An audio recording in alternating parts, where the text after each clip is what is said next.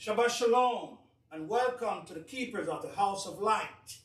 My name is Uriah Ben Israel, and to my right, Obadiah Ben Israel. hey, Shabbat Shalom, my deacon. How you doing? I'm doing great. How you doing? All right, pretty good, man. As you know, our leader is not here today, Uh-oh. and Where can you be at? yeah, I guess he have to take care, himself and his loved ones. And, we pray Yahweh, to stay with him at all time and to bless him and his household. Yeah, and for a speedy recovery, for him and his family. Yeah, I don't know if he's going to join us tomorrow, but, I would also like to thank, the elders and deacons, not only of this congregation, who prayed for me, because I was in the hospital, for a couple of days, and I just got out. And Yahweh gave me back the strength, so praise Yah, to have his angel to watch over this household, the keepers of the house of light, and to the members and the families, the loved ones and everything else. So we praise Yahweh for that. Yeah, but let's get back to doing Yahweh's business. That's right. Yeah, because that's what it's all about. Through sickness and in health. This work have to be done. Take care of y'all's business. Take care of ours. Yep. That's what we see. Praise Yahweh. Praise Yahweh for that. But who are us? Who we are? We are the keepers of the house of light, are dedicated to serving, spreading the righteous love and mercy and forgiveness of our Father, Yahweh Elohim of hosts, by and through his Son, Yeshua the Mashiach, the Lamb of Yahweh, the King of Israel, the High Priest, and our Redeemer and Savior, whose name is blessed forever. We are here to teach and to proclaim the gospel of Yeshua, who magnified the name of Yahweh. Praise Yahweh. What do you think about that, my deacon? Yes, he made it honorable. He made it perfect. Yeah, he magnified the Lord. As we've been reading in Leviticus, uncovering the ways of a holy people, we see that everything pointed to the Mashiach. So yeah, he magnified the law. The schoolmaster was the law, which led up to the Mashiach. That's right. So everything pointed to it. So yeah. That's right. And with that, my deacon, could you go ahead and announce the title, introduce the title? Well, today's title is, today's class rather is entitled Leviticus, the Ways of a Holy People, Part 5. Part 5. All right, we've been in this series for a couple of weeks here now. You've always been allowing us to cover this title in length. So yeah, we're dealing with the ways of a holy people, And so that's what we're going to cover that a little more in depth. Because it seems like we're lacking today. That's something that's far in between, or far few in between in our community today. The ways of a holy people. We don't see those things today. You know what, my deacon, you're so right in that one. And our people, it's not a matter of loss, but they are hidden. We need to pull them out of that hole today. They need to get out and hear these beautiful words, because the law is so important. But before we segue into that, let's go into reading the pre-class. All right. So the pre-class readings will begin in Deuteronomy chapter 7, or chapter 6, forgive me. And we're going to read verses 4 and 5. This is what we call the Shema. Of course. And as my elder always tells us, the Shema the word Shema derives from the word Shemar, the Hebrew word, which means to hear or to obey. That's right. So we need to obey and hear the Shema, not just be hearers of the word, but doers. Yeah, we all have to. If we all need salvation. That's right. That's right. So we'll begin at Deuteronomy chapter 6, verse 4. Hear, O Israel, Yahweh our Elohim is one at a name. And thou shalt love Yahweh thy Elohim with all thy heart, and with all thy soul, and with all thy might. Praise Yahweh. Praise Yahweh. And we're going to go down to the Gospel of Matthew, my brother, chapter 22. And we're going to read verses 34 through 40. And pick up an example of Yeshua magnifying the Lord. Yeah, because we all need to magnify this law. So that, again, that's Matthew chapter 22, and we're going to pick it up at verse 34. Mm-hmm. Verse 34.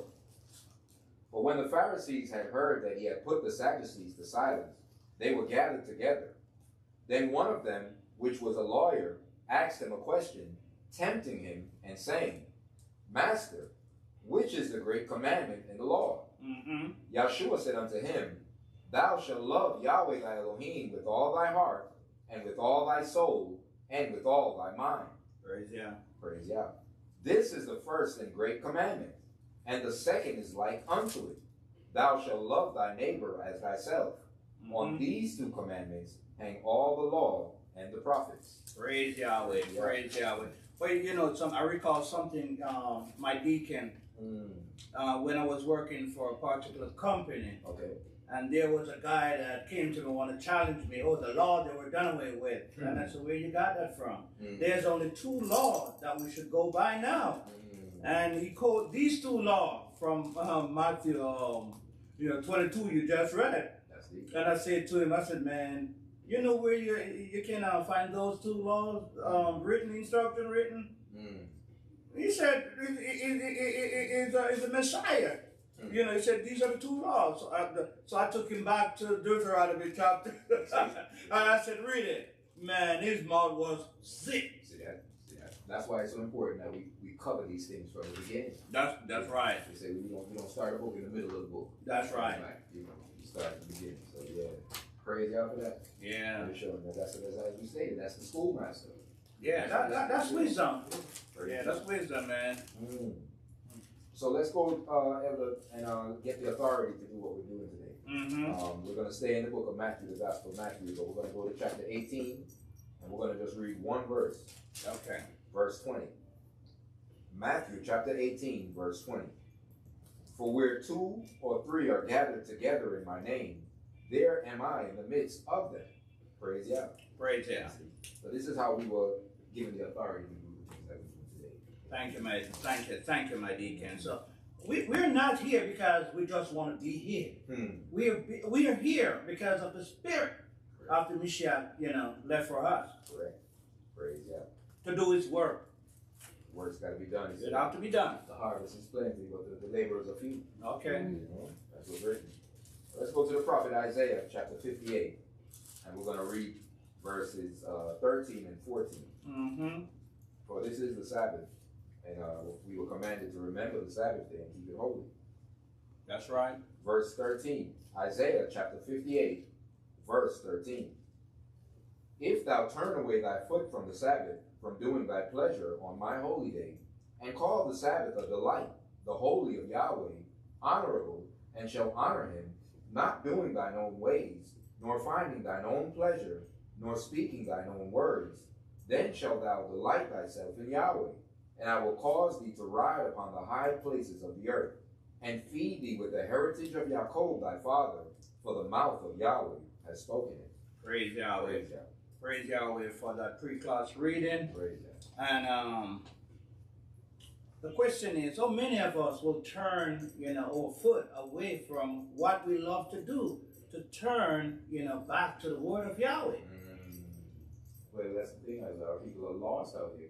Mm-hmm. Blind, hidden, like Mm-hmm. you say, and under the curses. Mm-hmm. So they have turned their back on the ways on holy things. That's right. They don't know it's not by choice.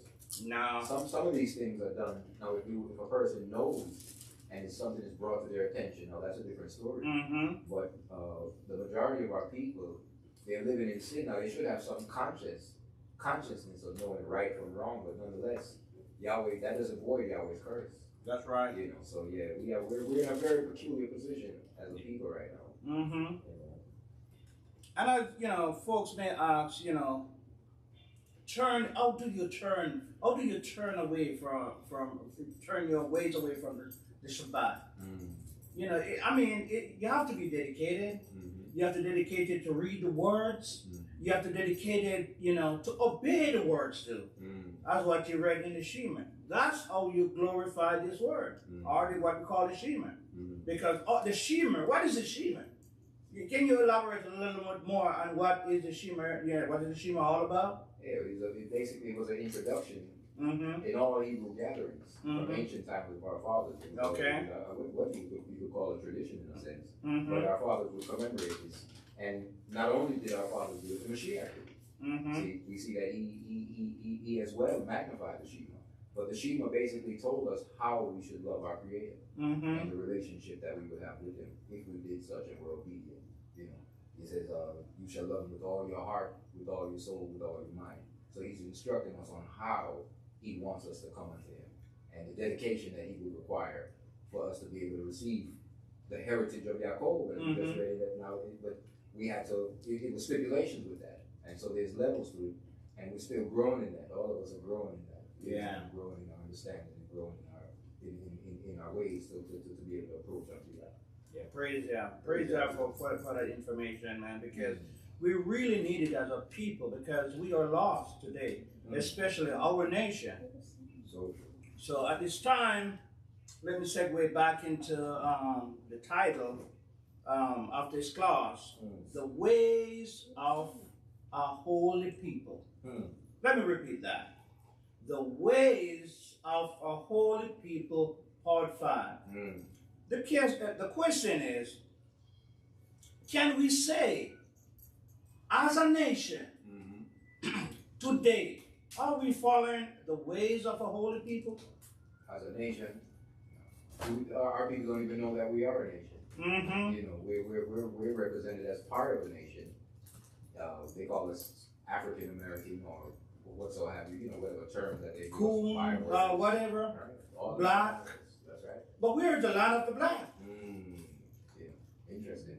You know, they have a land called Negro land, and black means Negro. You know. So where's that land? That's in Africa. Okay. You know. So, but that's something that they, you know, truth is hidden in plain sight. They have an old map. It's deep you brought that up. They have an old map called the New Guinea map from the 1700s, early 1700s. This map was charted, and it showed the possessions of land from the different colonizers, varies from the Dutch to the Portuguese, the English. All of them had their hands on the resources in that land of Africa. But they had a section of the map called Negro land. See? But they failed to discuss. And when they changed it, because if you look at a map now, you won't see that. But it's on all ancient maps. See? So it was a land that existed in the region of the Congo. And it's the same among the Ivory Coast, Benin, all these lands that encompass within inside of Ghana. And it's a lot of history there. And it's something that's not really discussed among our people. You know what? I think we both were talking about the book of the Apocrypha. And you mentioned about land, you know. I would like you to go back to the book of Ezra. I think it's Second Ezra, chapter 13. Praise God. And you know where to pick it up from verse 39. It goes back even deeper than that. Man, go back to 29. Go back to 29. We're gonna read. We're gonna try and understand because this book we call it Apocrypha. Correct. You know, if most of us don't accept this book, but this book was a part. It was canonized with what we call the Bible today. Correct. Up until about what 16 before the 1600. After it was in the 1611. Thank you for the correction, it was in the 1600s. It was in the Geneva Bible in the 1600s. It was in the Septuagint. It was in the early 1611s. All of the Bibles that predated that, the 1382 English versions, all the King James versions was in there. You know, up until about I think the 1800s, they had some disputes. It said from the it actually says that 1832. It says that prior to that, it said the Apocrypha formed an integral part of the King James version of 1611, as they had all of the preceding English versions from their beginning in 1382. But they are seldom printed as part of it any longer, still more seldom as part of the English Revised Version, and were not included in the American revision. It says this is partly because the Puritans, we don't know who gave them any authority, but the Puritans disapproved of these books. Was it something they were hiding from our people? Because the way they transport our people over here, you know, in ships, and if they took one load to South America, then the next load or their family member or the next generation, they will take to a different place, to the Caribbean. Correct. And so forth. And scatter them to the four corners of the world. But because they don't want a connection between each generation. Correct. That's how we lost the true identity of our people. But briefly there, you can continue my deacon. That's a great point that you make, because it says that it was no longer printed in the English version. Okay. So here it is, Yahweh's holy people are being brought over to a land where they're going to speak unto you with a strange tongue, but the language is English. But the books that they're going to print out, they said we can't teach them to read or write, but we're not going to even put it in there. We're not even going to put it in. I mean, and we know. I mean, not all of these things they want to accept, but nonetheless, this carries the history from Malachi up into Matthew. That's right. The Maccabees and all of these are historical events that took place that cannot be disputed. So these are facts. Okay. So, you know, it's definitely something to. And you know what? You're so right, Madika, because if you go into other secular history, you will find that same saying as the Apocrypha. The same thing that they took out of the original Bible. So, like, you have a history documented of the Jews revolting against the Greeks during the Hellenistic period. Why would you want to keep these things in here? At least these people should wake up and find out who they are, and so that their forefathers, they didn't just bow down and allow them to be just trampled over. I mean, these things had to happen because it's That's right. That's but right. There's a history recorded that no, they were not so polite, if you would. You know? Yeah, our people were warriors, man. Yes. Yeah, they were warriors. They were strong men. Praise. Yeah, but continue to pick it up and read that. So we're reading. This is the book of 2nd Ezra, chapter 13, and pick it up at verse 29. It says, "Behold, the days are coming when the Most High is going to deliver those who are on the earth, and the amazement will come upon those who live on the earth." So he's saying nothing from the Common Bible, from the Holy Scripture. That's right. It's nothing new. Nothing new. Nothing new. Continue, my deacon. All right. It says, "And amazement will come upon those who live on the earth, and they will plan to make war upon one upon another, city upon city, and place upon place, people upon people, and kingdom upon kingdom." We read that in Matthew. Okay. "And it will come about when this happens that the signs will occur, which I showed you before, and my son will be revealed." So the prophet speaks about the Mashiach. That's right. "Whom you saw as a man coming up. And it will come about when all the nations hear his voice, that every man will leave his country and the wars that they have with one another, and a countless multitude such as you saw will be gathered together, wishing to come and subdue him. But he will stand on the top of Mount Zion, and Zion will come and be revealed to all men, made ready and built, like the mountain that you saw carved out with hands." My deacon. Isn't that the same thing that the book of Revelation is saying? Yes, sir. Yes, sir.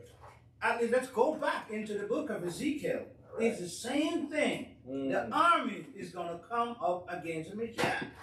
You want to pick it up with Ezekiel?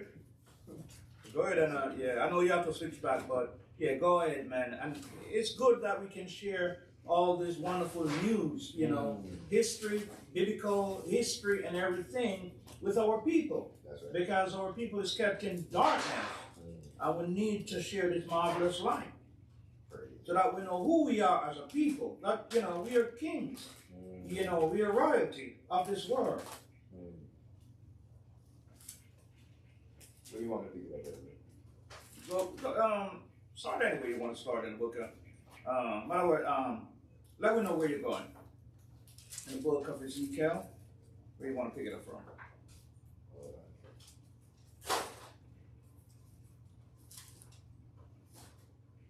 I was in chapter 20. 20? But you gotta pick it up in 38 or? Alright. This is going back to I'll start at 33. Okay. 38. I'll start at 38. This is when the children of Israel were taken out of this land here, right? Mm-hmm. We're in the country, we said, where we've been scattered. Verse 38 reads, this is Ezekiel chapter 20, verse 38. Mm-hmm. Look at us. And I will purge out from among you the rebels, and them that transgress against me, and I will bring them forth out of the countries. I'm sorry, right? You're in 20. Pick it up to 33. 33? Yeah, 33. All right. Verse 33. Ezekiel chapter 20, verse 33. As I live, saith Yahweh Elohim, surely with a mighty hand and with a stretched out arm and with fury poured out will I rule over you. Mm-hmm. And I will bring you out from the people and will gather you out of the countries wherein you are scattered with a mighty hand and with a stretched out arm and with fury poured out. Mm-hmm. And I will bring you into the wilderness of the people, and there will I plead with you face to face. You know, that's our people. That's it. I mean, you cannot just instruct our people to head somewhere, to go somewhere, and they obey. You have to rule over them with force. That's the only way we respond, and that's our people, man. That's so true. That's so true. Go ahead. And I will, verse 35, and I will bring you into the wilderness of the people, and there will I plead with you face to face. Like as I pleaded with your fathers in the wilderness of the land of Egypt, so will I plead with you, saith Yahweh Elohim.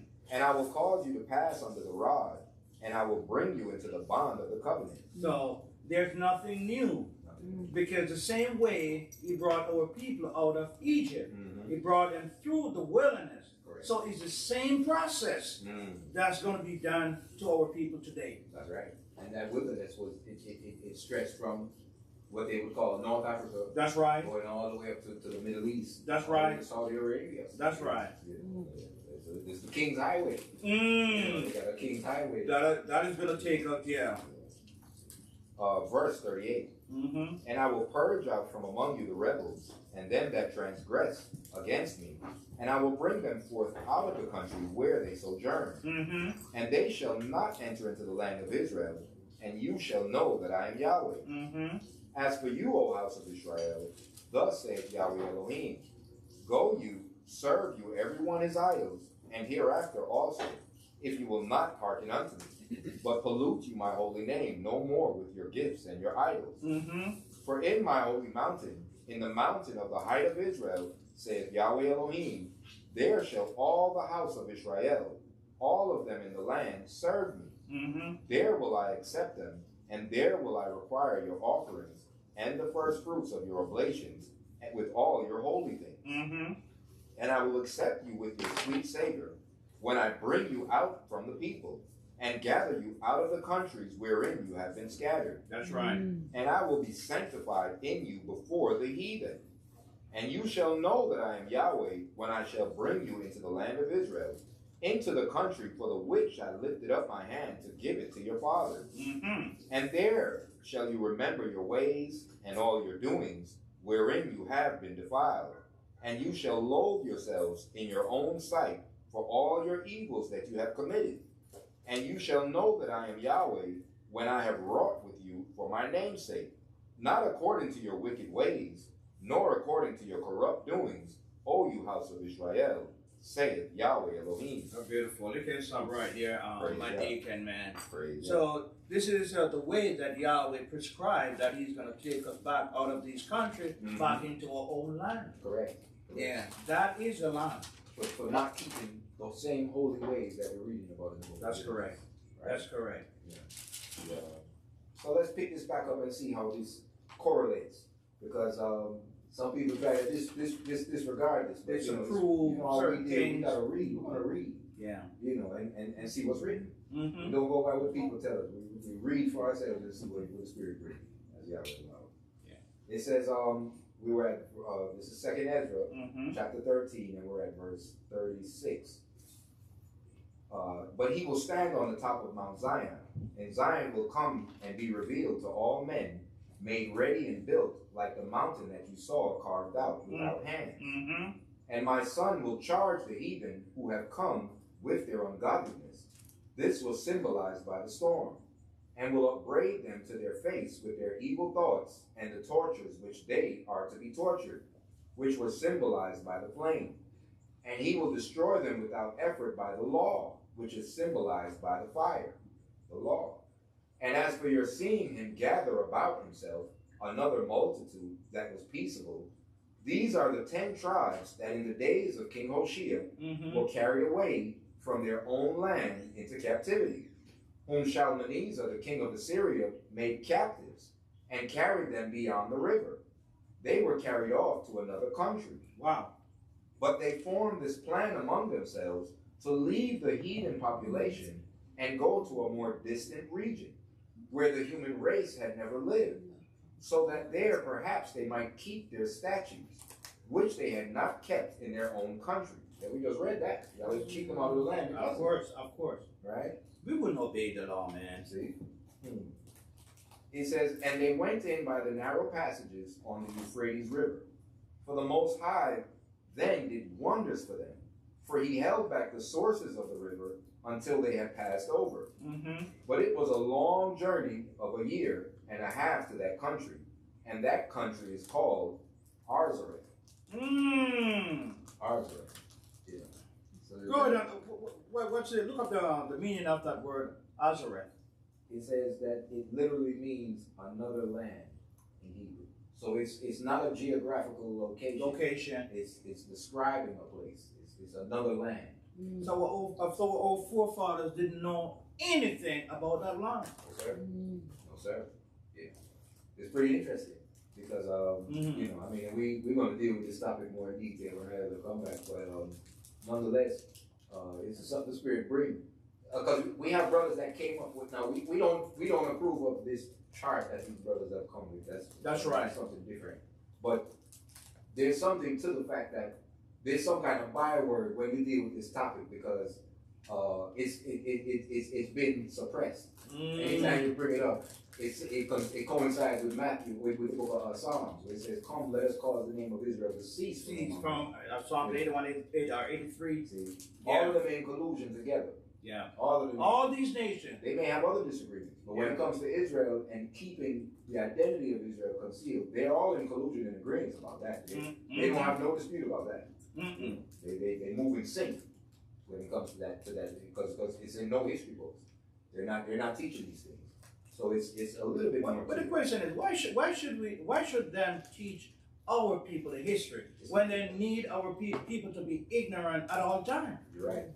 To do those work. That's the only will remain a slave. Correct. And it's industry. You're right. You're absolutely right.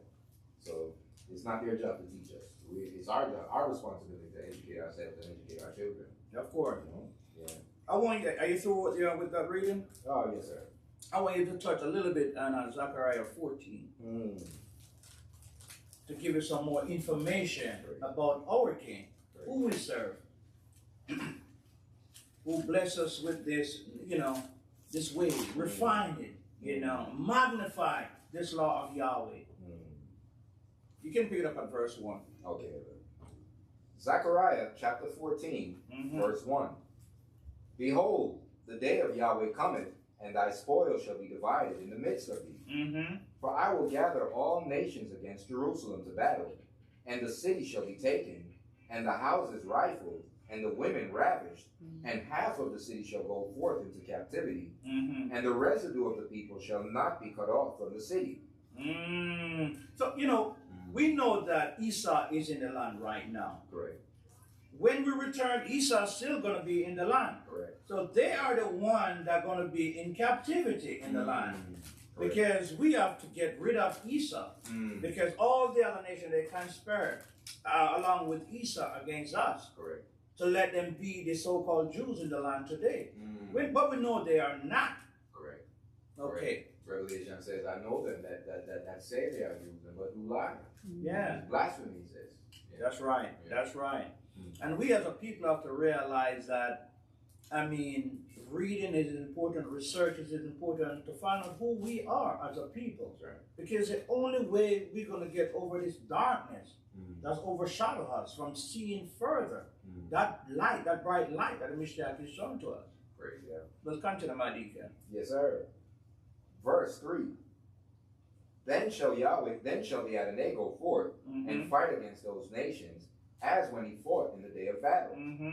And his feet shall stand in that day upon the Mount of Olives, which is before Jerusalem on the east. And the Mount of Olives shall cleave in the midst thereof toward the east and toward the west.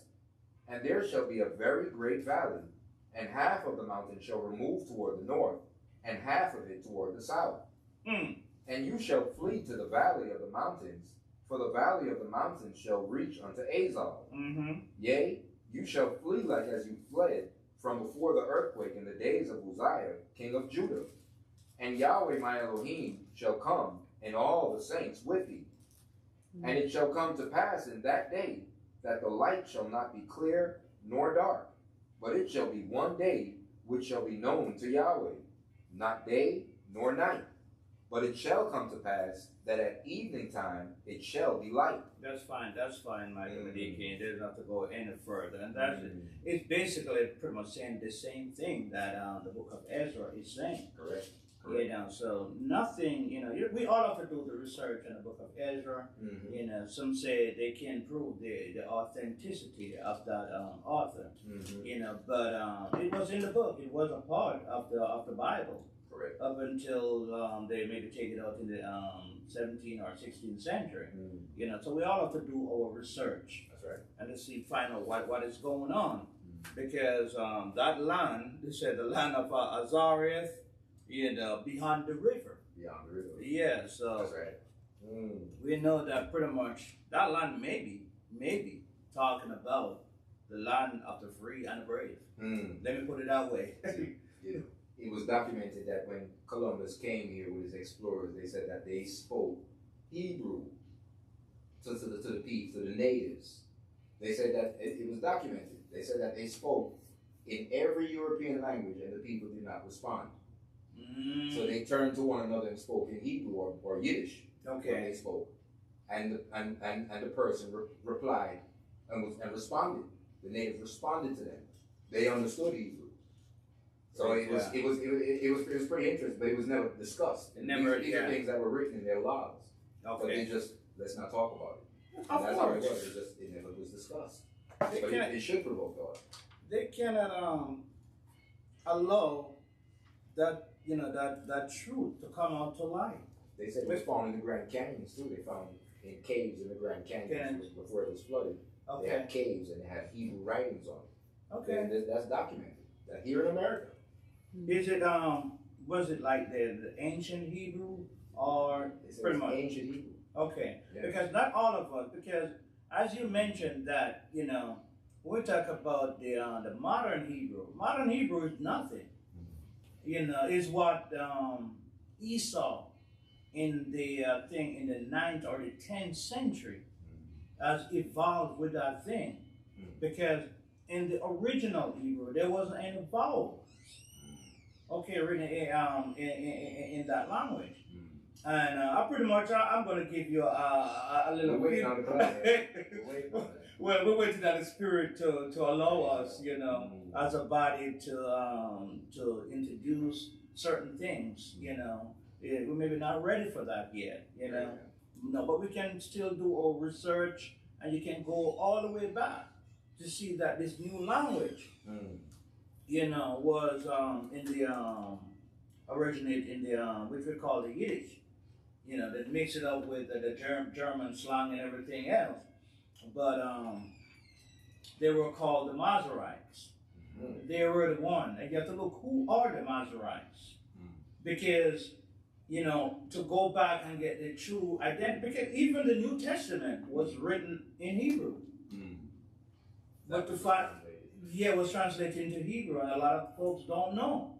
Because when you look, when they bring forth this new language, is in the 9th or the 10th century. We put it into the current perspective. The Messiah was in the 1st century. Okay. You see what I'm saying? So you look at the 1st century and you look at the 9th or the 10th century. He was around. So the Messiah and his disciples, they were speaking Hebrew language or Aramaic. They wasn't speaking any, you know, apart from when those what do you call them? What took over Jerusalem? The Romans. Correct. Yeah, but we were still together. We're speaking the ancient Hebrew. Yeah, yeah. So it was way beyond that. But let's segue back into the class, the ways of the holy people. Yes, sir. I think we were at chapter 20 of Leviticus. Yeah. But you know what, my deacon, I run into a brother also, and I was explaining. I said to him straightforward. I said, man, when are we going to start, walking, this walk as a righteous people? Because we are the people of the book. We are Jews. You know what, the brother turned to me and said, for real? You don't know what basically saying, you don't know what you're saying. He's saying, we are the Gentiles. And I said, no, we are the real people. When are we going to start walking to show the nation before us that we are the true people, we are the holy people. We have our true identity, and we have our instruction to follow. What are we going to do? And the brother was like, no, you're lying. So, everything is done in part when it comes to our people. Because our people disobey and disobey the word. I turn to that book in the New Testament, 1 Corinthians chapter 13. Let me see if I can get to it. 1 Corinthians chapter 13, and pick it up let's read verse 9. No, let's pick it up from verse, let's see, 6. Yeah, let's pick it up from verse 6 to 13. Because our people, and even though Yahweh has opened our eyes, Yahweh haven't opened all of our eyes. That's right. Because all these prophecies have to come to pass, for this generation before we go back into our land and take back what was rightfully ours, belong to our people. So it has to be fulfilled. It said this gospel will be preached in all nations and in all lands. That's right. So that hasn't happened. No. Christianity has been spread, as Naila was saying.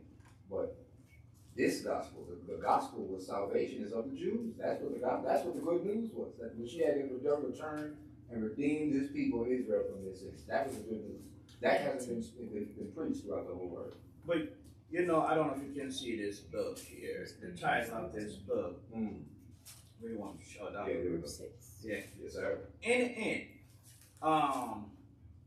from Babylon to Timbuktu. See. When this author, Randolph Windsor, okay, people that are in Africa today, they are still doing the animal sacrifice because they haven't, heard or hear anything about the Mashiach yet. Totally. So that's the reason why they're still doing this animal sacrifice. That's the reason why it was so easy for a historian to know who our people are. They are following the book of Moshe, you would say. They haven't heard anything about that, about Christ. Yeah, so it's going to take us some time. So this gospel I have to preach to the whole world. And it's going to take a little time. But let's go back into the book of Corinthians. All right. Chapter 13, 1 Corinthians chapter 13, verse 6. Rejoiceth not in iniquity, but rejoiceth in the truth. Beareth all things, believeth all things, hopeth all things, endureth all things. Charity never faileth. Love never faileth. Never faileth. But whether there be prophecies, they shall fail. Whether there be tongues, they shall cease. Whether there be knowledge, it shall vanish away. For we know in part, and we prophesy in part. But then that which is perfect is come. But when that which is perfect is come, then that which is in part shall be done away. So what are you saying to us? We are not going to totally know everything. Everything going to be in part, from the gospel and everything. We just have to have this faith through the Mashiach, to when we reach, that location. Are you okay? Yes, sir. Yes, sir. Yeah. So everything to us, that's the reason why we cannot condemn our fellow brother. No. Even though they are walking unrighteousness, we still have to step forward in righteousness to show them that this is the way to go. That's right. Encourage them. And, Mother was talking about that. Encouraging our people. We all need encouragement. Yeah. Especially in these times. You see Yeah. what we're up against.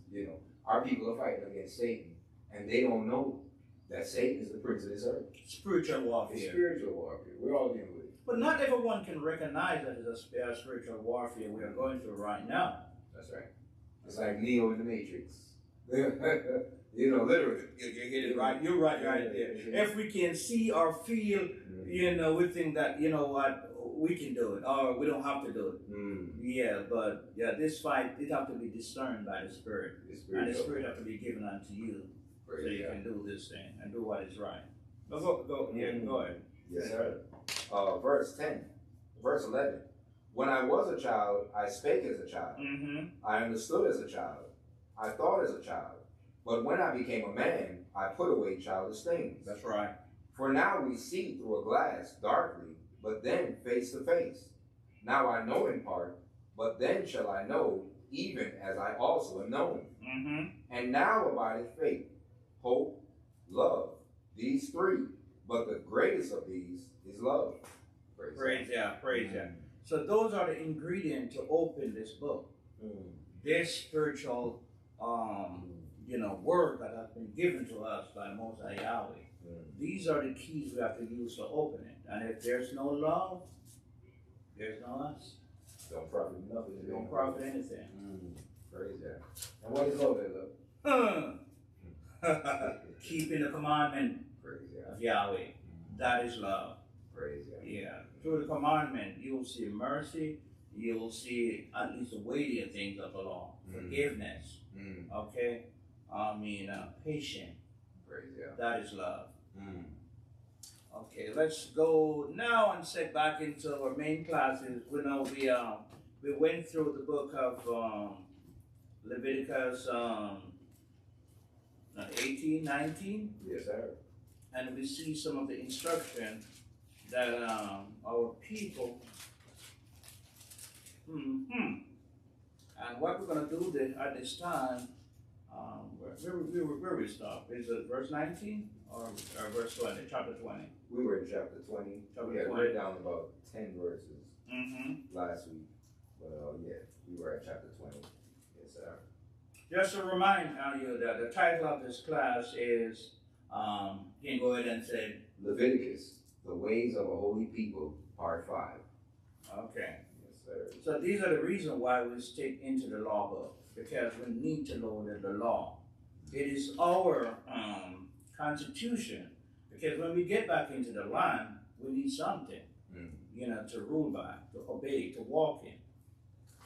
And the word of Yahweh never dies. Say be forever in His word. Praise God. You want to start at verse 1, Ella? Yeah, let's go and start at verse 1. So we're going to pick up Leviticus chapter 20, verse 1. And Yahweh spake unto Moshe, saying, Again, thou shalt say to the children of Israel, Whosoever he be of the children of Israel, or of the strangers that sojourn in Israel, that giveth any of his seed unto Molech, he shall surely be put to death. The people of the land shall stone him with stones. And I will set my face against that man, and I will cut him off from among his people, because he has given his seed unto Molech to defile my sanctuary, and to profane my holy name. And if the people of the land do in any ways hide their eyes from the man, when he giveth of his seed unto Molech, and kill him not, then will I set my face against that man, and against his family, and will cut him off, and all that go a-whoring after him, to commit whoredom with Molech from among their people. That's right. And as we go ahead. No, go ahead. I'm sorry. As we read verse 1 through 5, this basically is giving us the judgment that is written back in Leviticus 18, verse 21. Let me flip over and read that verse 21. Leviticus chapter 18, verse 21.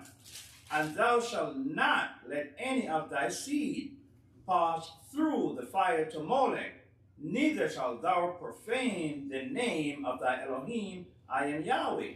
So you notice here, it tell you, what not to do. Like the the commandment. The commandment. Yeah, give it a commandment. And something, you have to go somewhere. That's how you have to read it. It's a back and forth. Some places you don't get all the answers. In the same chapter, you have to search. That's what it says. Search the scripture. That's right. Here a little, there a little. That's right. Yeah. Yeah.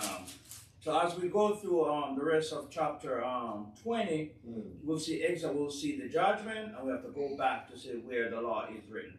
Praise, yeah. You know what I got from verse 5, verse 4.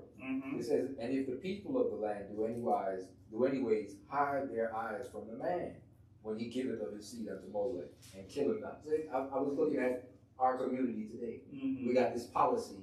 It's an unwritten law, but no snitch. I ain't gonna snitch. So we know, all right, yeah, he's selling crack in the neighborhood. He poisoning the people, but I ain't gonna say nothing. I ain't got nothing to do with that. Well, this one might be out here robbing folks in the neighborhood, but I ain't gonna say nothing. He said, if people turn their eye, you know what that brother up here ain't doing. Destroying the folk, you know what he doing. Yeah. But if you turn your eyes from him, I'm gonna get you too. You see what he doing now. You ain't gonna say nothing. You're not gonna be attribute to the law, and you don't get persecuted too. That's wrong, completely wrong. You understand? They were doing it back then. Yeah, I know. They're doing it now today. They're still doing it. It would be so easy for you to go to that brother and say, look here, man, what you're doing is incorrect. You cannot poison our kids. You see what I'm saying? Or if you're doing something, amen, no. Don't contribute. Don't be a part of it. Don't, instead of go to your brother, explain to your brother, amen, that's wrong.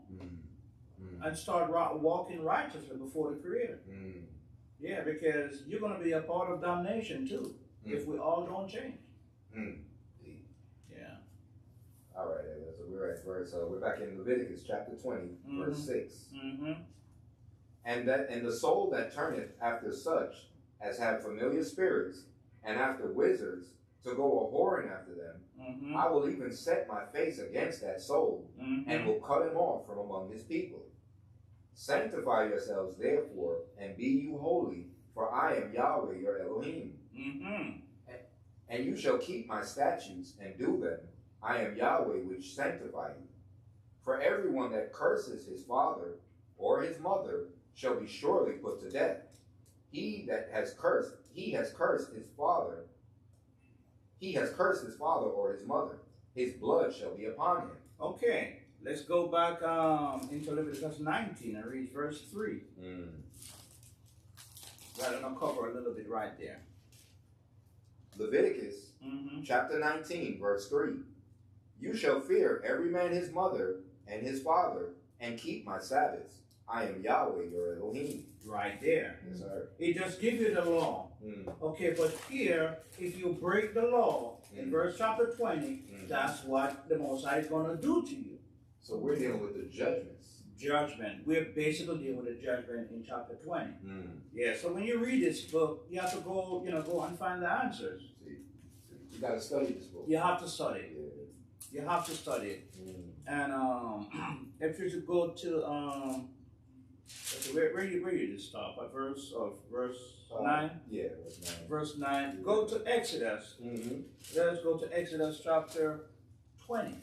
Okay. And read verse 12. Come on, man. Yeah. And that's the Ten Commandments. We call it the Ten Commandments. Yes, sir. Verse 12. All right. Exodus chapter 20, verse 12. Honor thy father and thy mother, that thy days may be long upon the land, which Yahweh thy Elohim giveth thee. Yeah, so, that is like an instruction. Yeah, he gave you an instruction, but so suppose I don't feel like I don't want to follow or honor my mother and my father, or my father and my mother. judgment. Yeah, there's a judgment. So that's where the judgment is written in chapter 9, Leviticus chapter 20, verse 9. Yeah. So, yeah, so you have the judgment, you know, at least what's going to happen to you. What's going to be carried out in the book. So you don't have to wonder. Mm-hmm. Yeah. Verse, all right, so we're back at Leviticus chapter 20, verse 10. Yeah. And the man that committeth adultery with another man's wife, even he that committeth adultery with his neighbor's wife, the adulterer and the adulteress shall surely be put to death. Bingo. You can go back into the book of the law book again, and it gives you the law concerning this judgment. Yeah, Leviticus, Exodus chapter 20. I'll read that one. Yes, sir. Exodus chapter 20, verse 14. Thou shalt not commit adultery. That's right. Okay? And this adultery also, if you go back into the book of Leviticus chapter 18, yeah, it gives you a summary also. And those it can cover, you know, where, you know, the nakedness or whatever of your father and everything. Those are an adultery too. That's right. Okay? And this is a judgment concerning those things that are written in the law book. So we have to obey, because we are the holy people of Yahweh. So we have to follow the holy things of the Most High. These are the ways of holy people. That's correct. Thank you. Didn't we have an example of that in the New Testament? You know, when they brought the woman before the Messiah to stone her, but they didn't bring the man. Right? But this law said that the adulterer and the adulteress shall be stoned. Stoned to death. So we covered that. We already covered that, but we know that they weren't trying to keep the law. They were trying to tempt the Mashiach. That's right. That's all it was about. That's what it's all about. Yeah. All right, so we're at verse 11. Leviticus chapter 20, verse 11. And the man that lieth with his father's wife has uncovered his father's nakedness. Both of them shall surely be put to death. Their blood shall be upon them. And if a man lie with his daughter-in-law, both of them shall surely be put to death. They have wrought confusion. Their blood shall be upon them. So in verse 11, it says, the man that lieth with his father's wife or covered his nakedness, both of them shall be surely put to death. That's correct. So now we know with Abraham, with Jacob, we know that his son, Reuben, which was the firstborn, slept with his concubine. That's right. So he uncovered his father's nakedness. That's right. Now this is before the law was codified, nonetheless, and we understand. But he didn't kill him, but he was cut off from his inheritance. In the sense where he was no longer the firstborn. That's correct. Right? You see, Yahweh is a merciful Elohim. Yeah. Okay, and it's who Yahweh impute that sin unto. We have no control over what the Most High will do to us, or to anyone, in fact. Praise Him. You understand? He may forgive you. Certain things happen, you know, to teach us. It's just for our admission, you know, into the kingdom of heaven, or for into the kingdom of Yah. Then the kingdom of Yah. So we have to obey, you know, and that's why they have the priesthood that was set up, so we can go and atone for our sin. So there's always hope. There's always a door open for all of us. It's just for us to go and repent and be baptized. So you become a new person. And even becoming a new person then is a new walk. You now return as a babe. Now you have to follow instruction. And this is the instruction. Sometimes you say, honor your mother and your father. This become your mother and your father. Because you have to follow this instruction. This is your nourishment to perfection. That's heavy. That's heavy. Who Yahweh imputes the iniquity. Yeah. That's what so so we see that this is why Yahweh had to take that judgment out of our hands, because our fathers ended up using this for wickedness. That's right. Let's just stone the woman. Let's kill her. Yeah. We don't even care. The man ain't there or whatever. Let's just kill her. So it became, Yahweh had to take that judgment out of our hands, because he said, no, you don't know how to deal with this right. We become a hypocrite. Correct. That's it. It's who, and I always said nowadays, is who you know. They can get away. Or if you have money. That's the reason why. You see, the law point to the Messiah. Mm. Because if you have enough animal, you can commit that crime as much as you want. That's right. You take a lamb or a goat, bam, you slash the throat. Okay, the blood is there. It covers your sin. Yahweh accepted. So now there's a new way which we have to do things now. No more. So the rich not going to get away with it, and the poor not going to get away with it. You have to pray, to the Most High, a sincere prayer to the Most High for forgiveness. That's heavy. So Yahweh, like he said, Yeshua to make it a kingdom of consciousness. Like you got That's right. conscious. You That's conscious right. of what you do. Yes. So you're gonna do it when you sing praise, you're gonna sing with understanding. That's When you mess up, you're gonna confess with understanding. You know what you did. You know in your heart. And if you don't come with that, you come with anything less. That's why he said if your righteousness doesn't exceed the righteousness of the Pharisees, because they knew the law. Of To the course. letter, they knew that. But that above and beyond that, that's that conscious part. They didn't care about that. They corrupt themselves, man. They do. They corrupt themselves, man. That's it. Yeah, let's continue, my deacon. Praise God. Verse 13. And if a man, Leviticus chapter 20, verse 13. If a man also lie with mankind, as he lieth with a woman, both of them have committed an abomination. They shall surely be put to death. Their blood shall be upon them. Man, we know the answer for that already.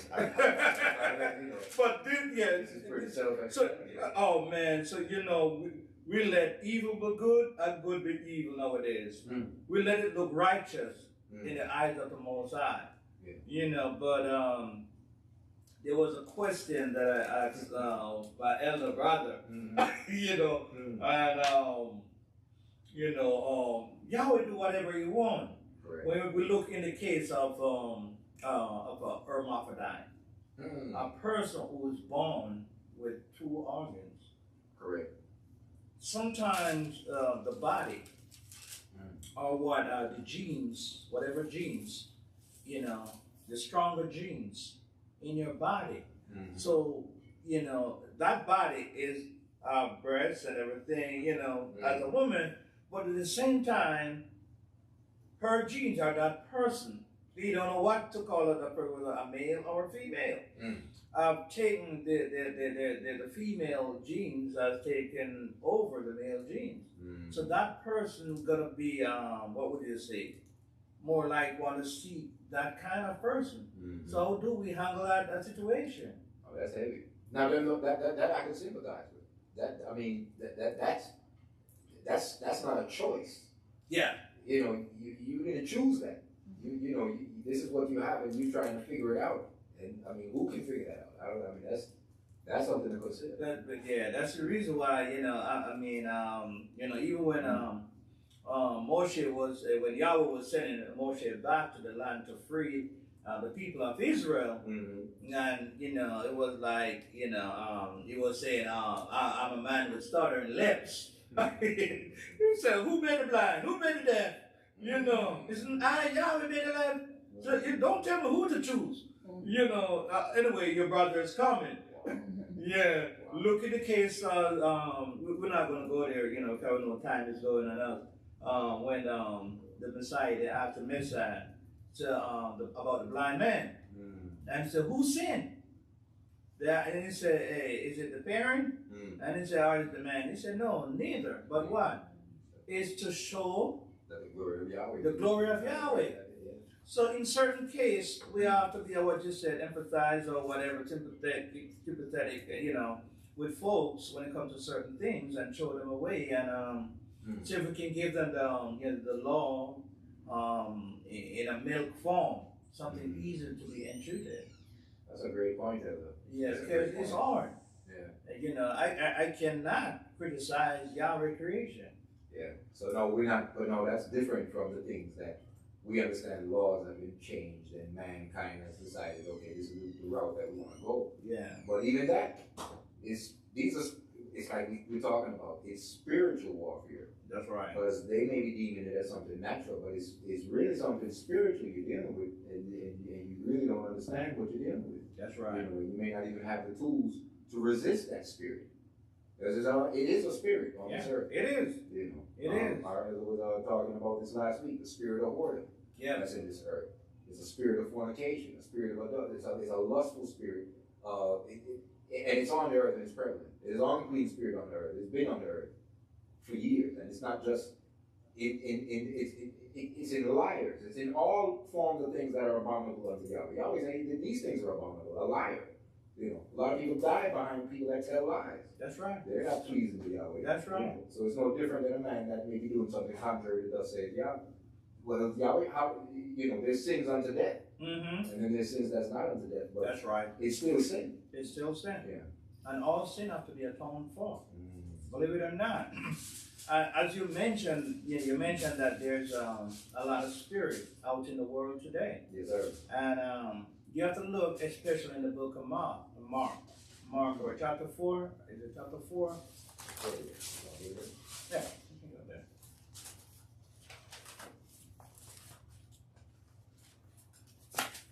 I know Mark. I said Mark or Luke? Mark. Luke.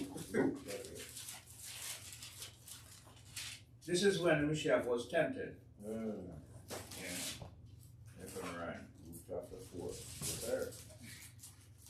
We see who this word was given to, given over to. And this is the temptation. And you want to pick it up or you want me to pick it up? I got that. Okay, all right. Help me. Yeah. I appreciate it, man. Yeah, because, you know, when one of us is down, the other, take over, because the Most High have given us, the Spirit to do His work. Praise God. Praise God. We're at the Gospel of Luke, chapter 4, verse 1. And Yeshua, being full of the Holy Ghost, returned from Jordan and was led by the Spirit into the wilderness, being 40 days tempted of the devil. And in those days he did eat nothing. And when they were ended, he afterward was, let me read that again. Verse 2, being 40 days tempted of the devil, and in those days he did eat nothing. And when they were ended, he afterward hungered. So he fasted. Yeah. Verse 3, and the devil said unto him, if thou be the Son of Elohim, command this stone that it be made bread. And of course, that is the best time to be tempted by something. You're hungry. Yeah.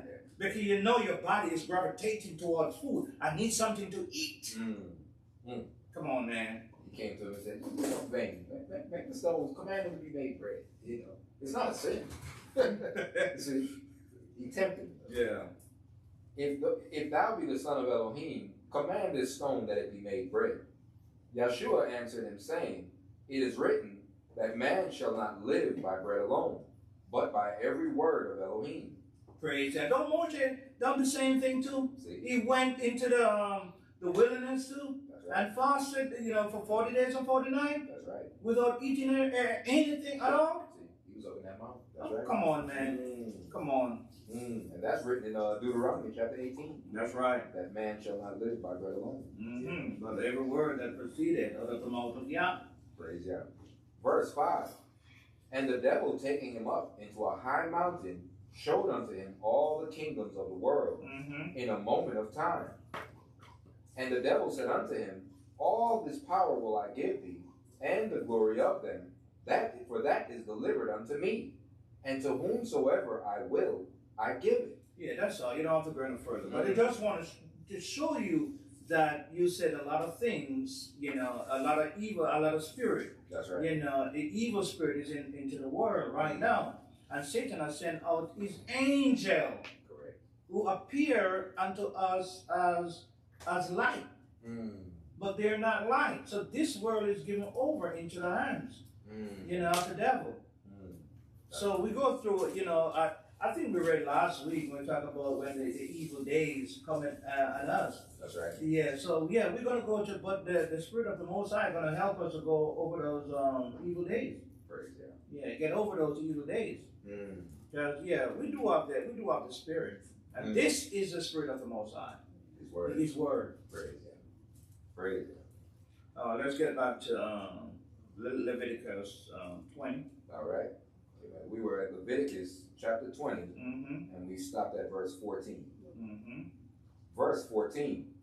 And if a man take a wife and her mother, it is wickedness. They shall be burnt with fire, both he and they, that there be no wickedness among you. And if a man lie with a beast, he shall surely be put to death, and you shall slay the beast. Yeah, that's bestiality. Of course. And then we read about this a man. So a man, because they glamorize this. The man he's with the wife, and then he go take the mother. That's wickedness.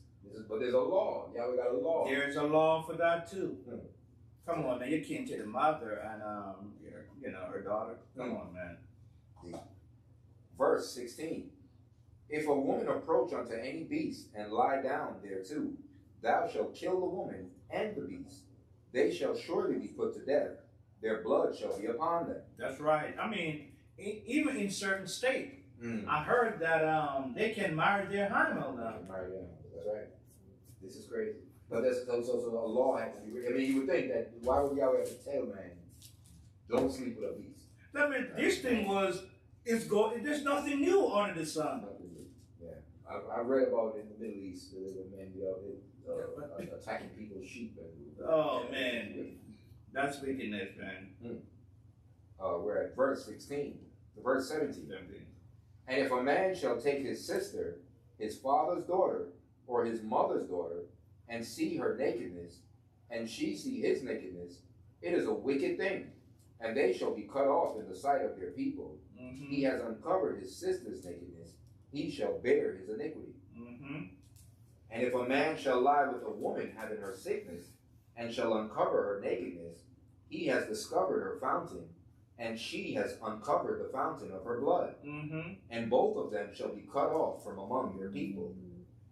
And thou shalt not uncover the nakedness of thy father's sister, nor of thy father's, and thou shalt not uncover the nakedness of thy mother's sister, nor of thy father's sister, for he uncovereth his near kin. They shall bear their iniquity. You thought that both would be the honor. That's the honor. Yeah, and yeah, that's wickedness. So this is the judgment, which we read the law back in chapter 18 and 19. Yeah. And we read in 18 about basically a woman being on her cycle and a man. We know this is something that people have, but some of our people don't know. Yeah. So in the event that they don't know, we want to let them know that the law says no, you're not supposed to do that. Yeah, give the lady some time. So this is cleanse her body. Yeah. It's a part of her makeup that the Creator, has made a woman, to go through purification. Yeah. Verse 20. And if a man shall lie with his uncle's wife, he has uncovered his uncle's nakedness. They shall bear their sin. They shall die childless. That's right. So they weren't killed, but he didn't let it. But they ain't got no children. So they work. So it's you're cut off if you can't have no children. Cut off. The seed is cut off. Yeah. Verse 21. And if a man shall take his brother's wife, it is an unclean thing. He has uncovered his brother's nakedness. They shall be childless. Well, now hold on, Elder. Now we know that with the Levirate law. Yeah. Now this was if his brother died. So this is why John the Baptist told Philip, say you would sin. You sleeping with your brother's wife. You can't do that. That's right. Yeah. That's completely wrong. And we understand better. The holy way of the ways of holy people. Yes, okay. This is where it comes. Praise God. So the nations weren't given these laws. No. You see, they glorify these things. Yeah. This is common things among them. Verse 22. You shall therefore keep all my statutes and all my judgments, and do them, that the land whither I bring you to dwell therein spew you not out. And you shall not walk in the manners of the nation which I cast out before you, for they committed all these things, and therefore I abhorred them. But I have said unto you, you shall inherit their land, and I will give it unto you to possess it, a land that floweth with milk and honey.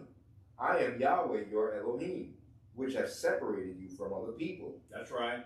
You shall therefore put difference between clean beasts and unclean, and between unclean fowls and clean.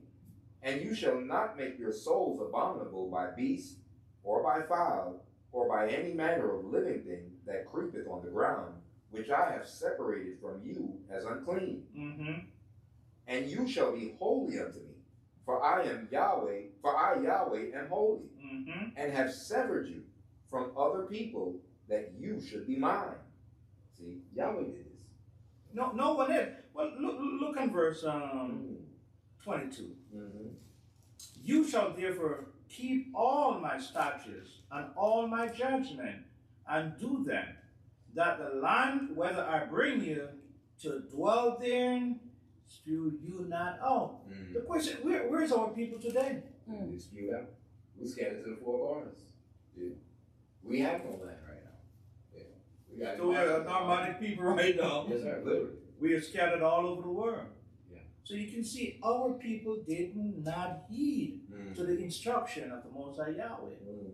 See, this right here. Well, see now, we have people inside the land, but did they go through these things? Did they fall away from their God? I mean, these things are being done in the land right now. Right now, as we speak. See, but we're reading that these people, if they did these things, that the children of Israel, they'd be cast out of the land. Yeah, that's why they are. That's why we're not there right now.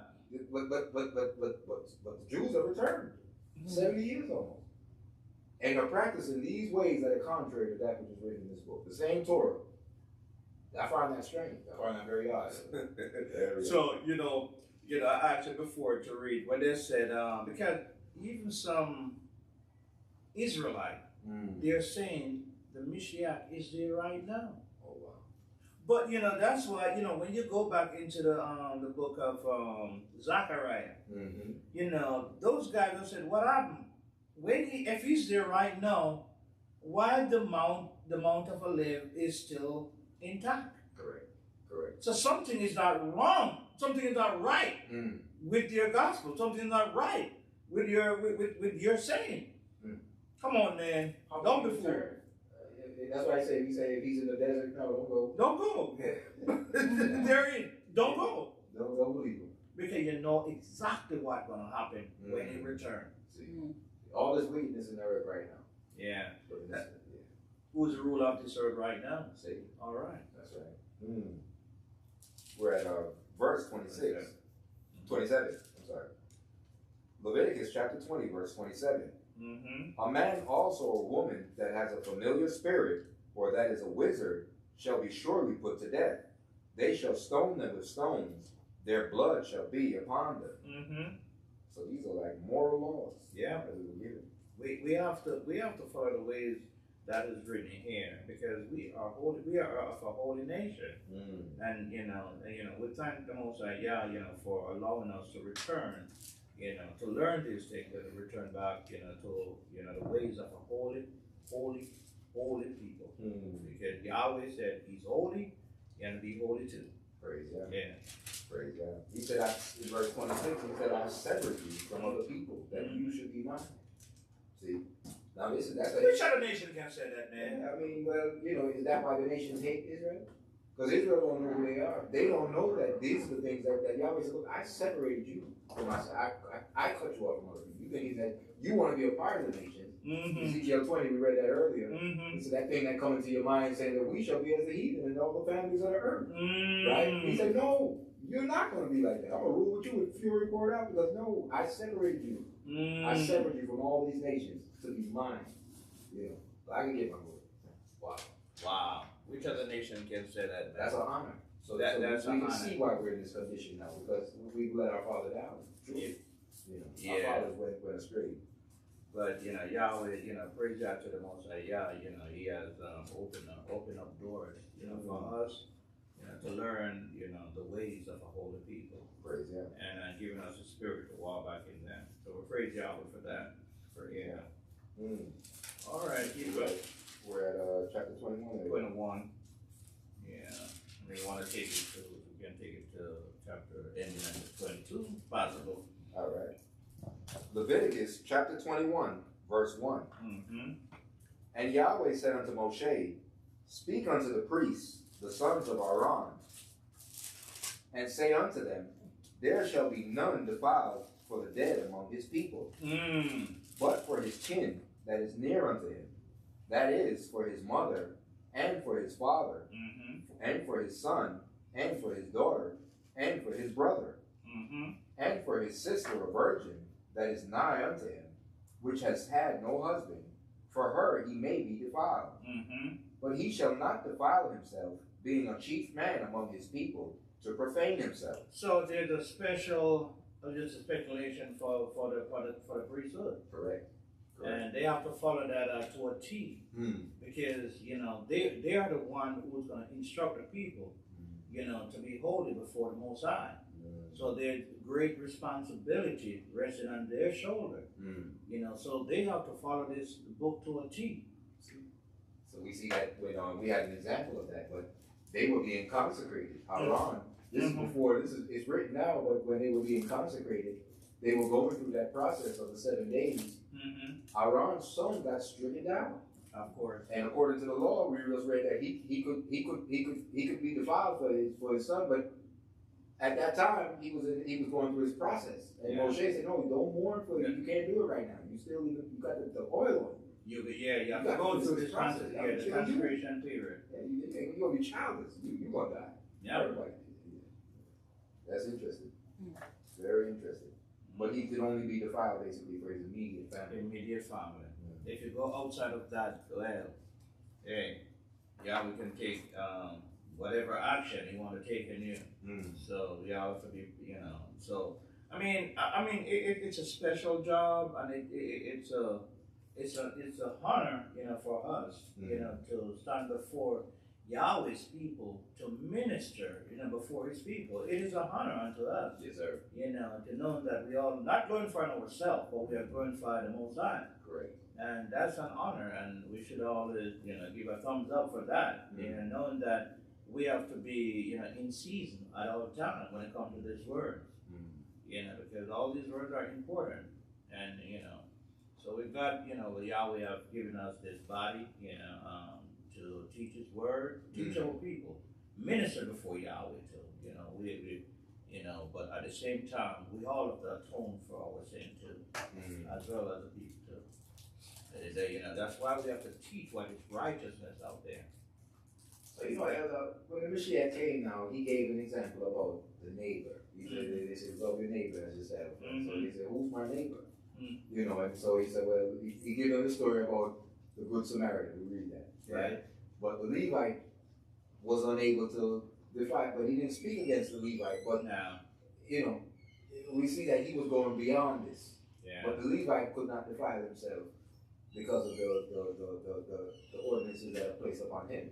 You see, our Father didn't totally understand what it was written, because even though these statutes were written, there's mercy written in the law. That's right. And that's what was missing from our forefathers. See, this is why not all of our forefathers. That's right. That's why everything pointed toward the Mashiach, to uncover and show to us in the book of Matthew 23. Crazy. You understand? After show us, we still have to show mercy. I mean, a crime committed against us, it's hurt. That's right. But you have to turn around and forgive that person and show that person love. Or else you jeopardize your own salvation. What is to, show for Yahweh to do? I mean, nothing.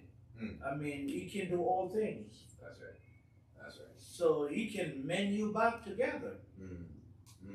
So if you're going to do something, do it with your whole heart, your whole mind. The Shema. Praise Him. That is so important to glorify the Shema. Teach. Praise that. Good. We're at verse 5. Leviticus chapter 21, verse 5. They shall not make baldness upon their head, neither shall they shave off the corner of their beard, nor make any cuttings in their flesh. They shall be holy unto their Elohim, and not profane the name of their Elohim. For the offerings of Yahweh made by fire, and the bread of their Elohim, they shall offer, therefore they shall be holy. Now we notice that even within this elder, this was a law for the priests, but even prior to that, with the same law, but there was no judgment. And I see here, there was no judgment, but the priest still had to require. What was the judgment? The priest is the last end of it. Whatever the priest say goes. That's right. They represent Yahweh on earth. Mm. Everything has to go through them. There's nothing about it. Mm. But no, we honor a different order. Correct. You understand? We honor the Melchizedek order right now. So, we know that Yahweh select the tribe of Levi, Mm-hmm. to be priests before him. And again, we mess up in the wilderness. That's right. That's why he selected the tribe. But no, the Messiah, came to make things right, to show us, no, it was the 12 tribes that was chosen at first glance. But because of the disobedience of the Father, he chose one. But no, we honor a different order. We honor the Melchizedek order, where the 12 tribes is priests before the Most High. And we're talking about men now, priests. Yeah. All right. Yeah, so we all are responsible to do this right, to teach this word, to teach this law, all is doing. Okay, to teach what is right and to show the people what is wrong, not to do it. But go ahead, my deacon. Yes, sir. Verse 7. Mm-hmm. They shall not take a wife that is a whore or profane, neither shall they take a woman put away from her husband, for he is holy unto his Elohim. You see it, speculation again. Correct. Yeah, these are the things that if you've been consecrated, before the Most High, back then certain things you cannot do. Yeah, certain things are required within the law when you are the head of a household. Because you're all responsible for them. Whether they go east or they go west. In other words, they do good or they do bad. You are responsible. Even if you're not the one who committed those acts. You are responsible. So you have to teach our folk, you have to teach our children. That's our responsibility. Yeah. Yeah. All right. We're at verse 8. Thou shalt sanctify him therefore, for he offereth the bread of thy Elohim. He shall be holy unto thee, for I, Yahweh, which sanctify you, am holy. And the daughter of any priest, if she profane herself by playing the whore, she profaneth her father, she shall be burnt with fire. And he that is the high priest among his brethren, upon whose head the anointing oil was poured, and that is consecrated to put on the garments, shall not uncover his head, nor rend his clothes. Neither shall he go in to any dead body, nor defile himself for his father, or for his mother. Neither shall he go out of the sanctuary, nor profane the sanctuary of his Elohim. For the crown of the anointing oil of his Elohim is upon him. I am Yahweh. So, these are special instructions, for, again, for, the priest to follow. And you have to follow it to the T. That's right. Or else he's in big problem. Yahweh will take him out. Yahweh, I can't afford, for Yahweh to take us out. That's why we have to preach, thus said Yahweh. That's right. Yeah, we can't go, to the right or to the left. We can add to or we can subtract from the word of the Most High. That's right. We have examples of that. Yes. A whole bunch of examples. You're going to put up to the end of the line. Yeah. All right, we're at verse 13.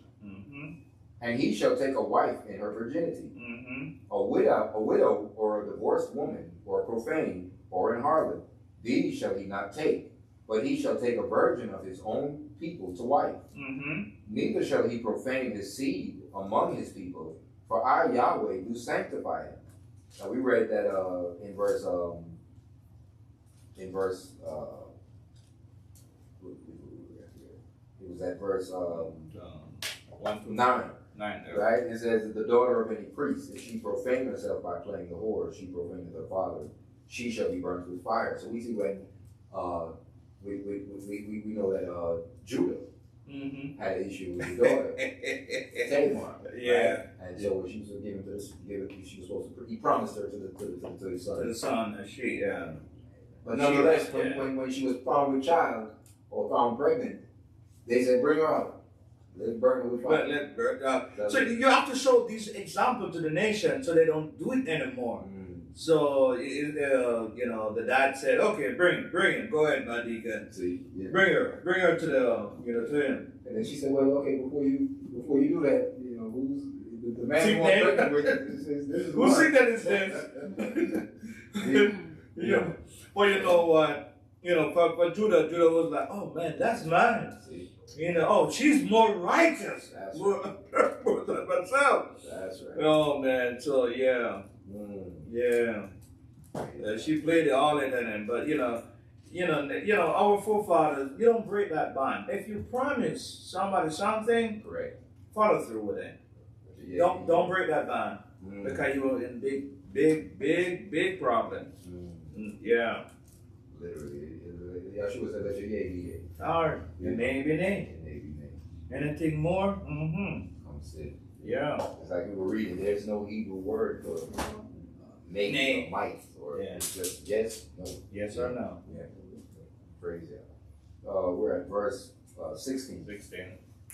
And Yahweh spake unto Moshe, saying, speak unto Aaron, saying, whosoever be of thy seed in their generation that has any blemish, let him not approach to offer the bread of his Elohim. For whatsoever man he be that has a blemish, he shall not approach, a blind man or a lame, or he that has a flat nose, or anything superfluous. Verse 19. Or a man that is broken-footed, or broken-handed, or crookback, or a dwarf, or that has a blemish in his eye, or be scurvy, or scab, or has his stones broken. No man that has a blemish of the seed of Aaron, the priest, shall come nigh to offer the offerings of Yahweh made by fire. That's right. You know, Yahweh, put on all these laws and everything, and we have to abide by it. But what would you say if that person is born with that, with a broken back or whatever, or being a dwarf? Yahweh don't want them to lead his flock, and that's the whole deal to it. Yahweh don't deal with blemish. Even though something, say he turned his back or whatever, he created everything. He's the one that created everything. Okay? And heaven and earth and everything therein. And these are the things that Yahweh separated or sanctified to be before him, to minister before him. I mean, but it's going to be a different thing when he returns. Because when the Messiah returns, he's going to be all with the power of the Most High. He can change everything. So he can correct the blind. And he shows that to us. He healed, whatever sickness you're going through. He healed everything in every case. In verse, the latter part of verse 20, it said, our heart is stone broken. You explain that? Do you remember? Yeah, well, there's a man who was, basically his stone was crushed. Yeah. And so he can't produce. Can't produce. The slave masters castrated. Yeah. So if that happened to a man, they did that to a lot of the slaves. Yeah. Especially during the Islamic slave trade. They did that. Yeah. Heavily to our men, but nonetheless, he couldn't approach unto Yahweh if he was a Levite. This is specific to the Levite. Yeah, to the Levite. So it didn't say that one couldn't offer or come to worship. Yeah. But he couldn't be a Levite or one of us, Aaron's sons. He couldn't approach unto Yahweh. No, it couldn't. Because in those times, we need the minister to continue. And if his seed is broken, he wouldn't be able to bring forth and to continue the minister. So the Catholic Church, they teach that their priests should be celibate. Oh man, that's another story. We know this is contrary. Yeah, contrary, man. They made themselves to be above. But we know I think in the book of Isaiah, he said, even the eunuch shall come before. You know, the Messiah said, I mean, the eunuch also. And when we talk about a eunuch, we're talking a person that is, he make himself a eunuch. Okay. Because a lot of kings, they put high men in that post. And they castrated them. To be in that post because don't want to mess around with their wives or their concubines, so they have to get them kind of But in the kingdom, not all of us, but the resurrected dead gonna be as angel. They're call them eunuch. They cannot have a wife. So they're gonna be a part of his ministry too. That's right. Yeah. So a lot of things we can, you don't allow right now. I mean, never usually in this ancient time, allow if you have a broken stone or whatever.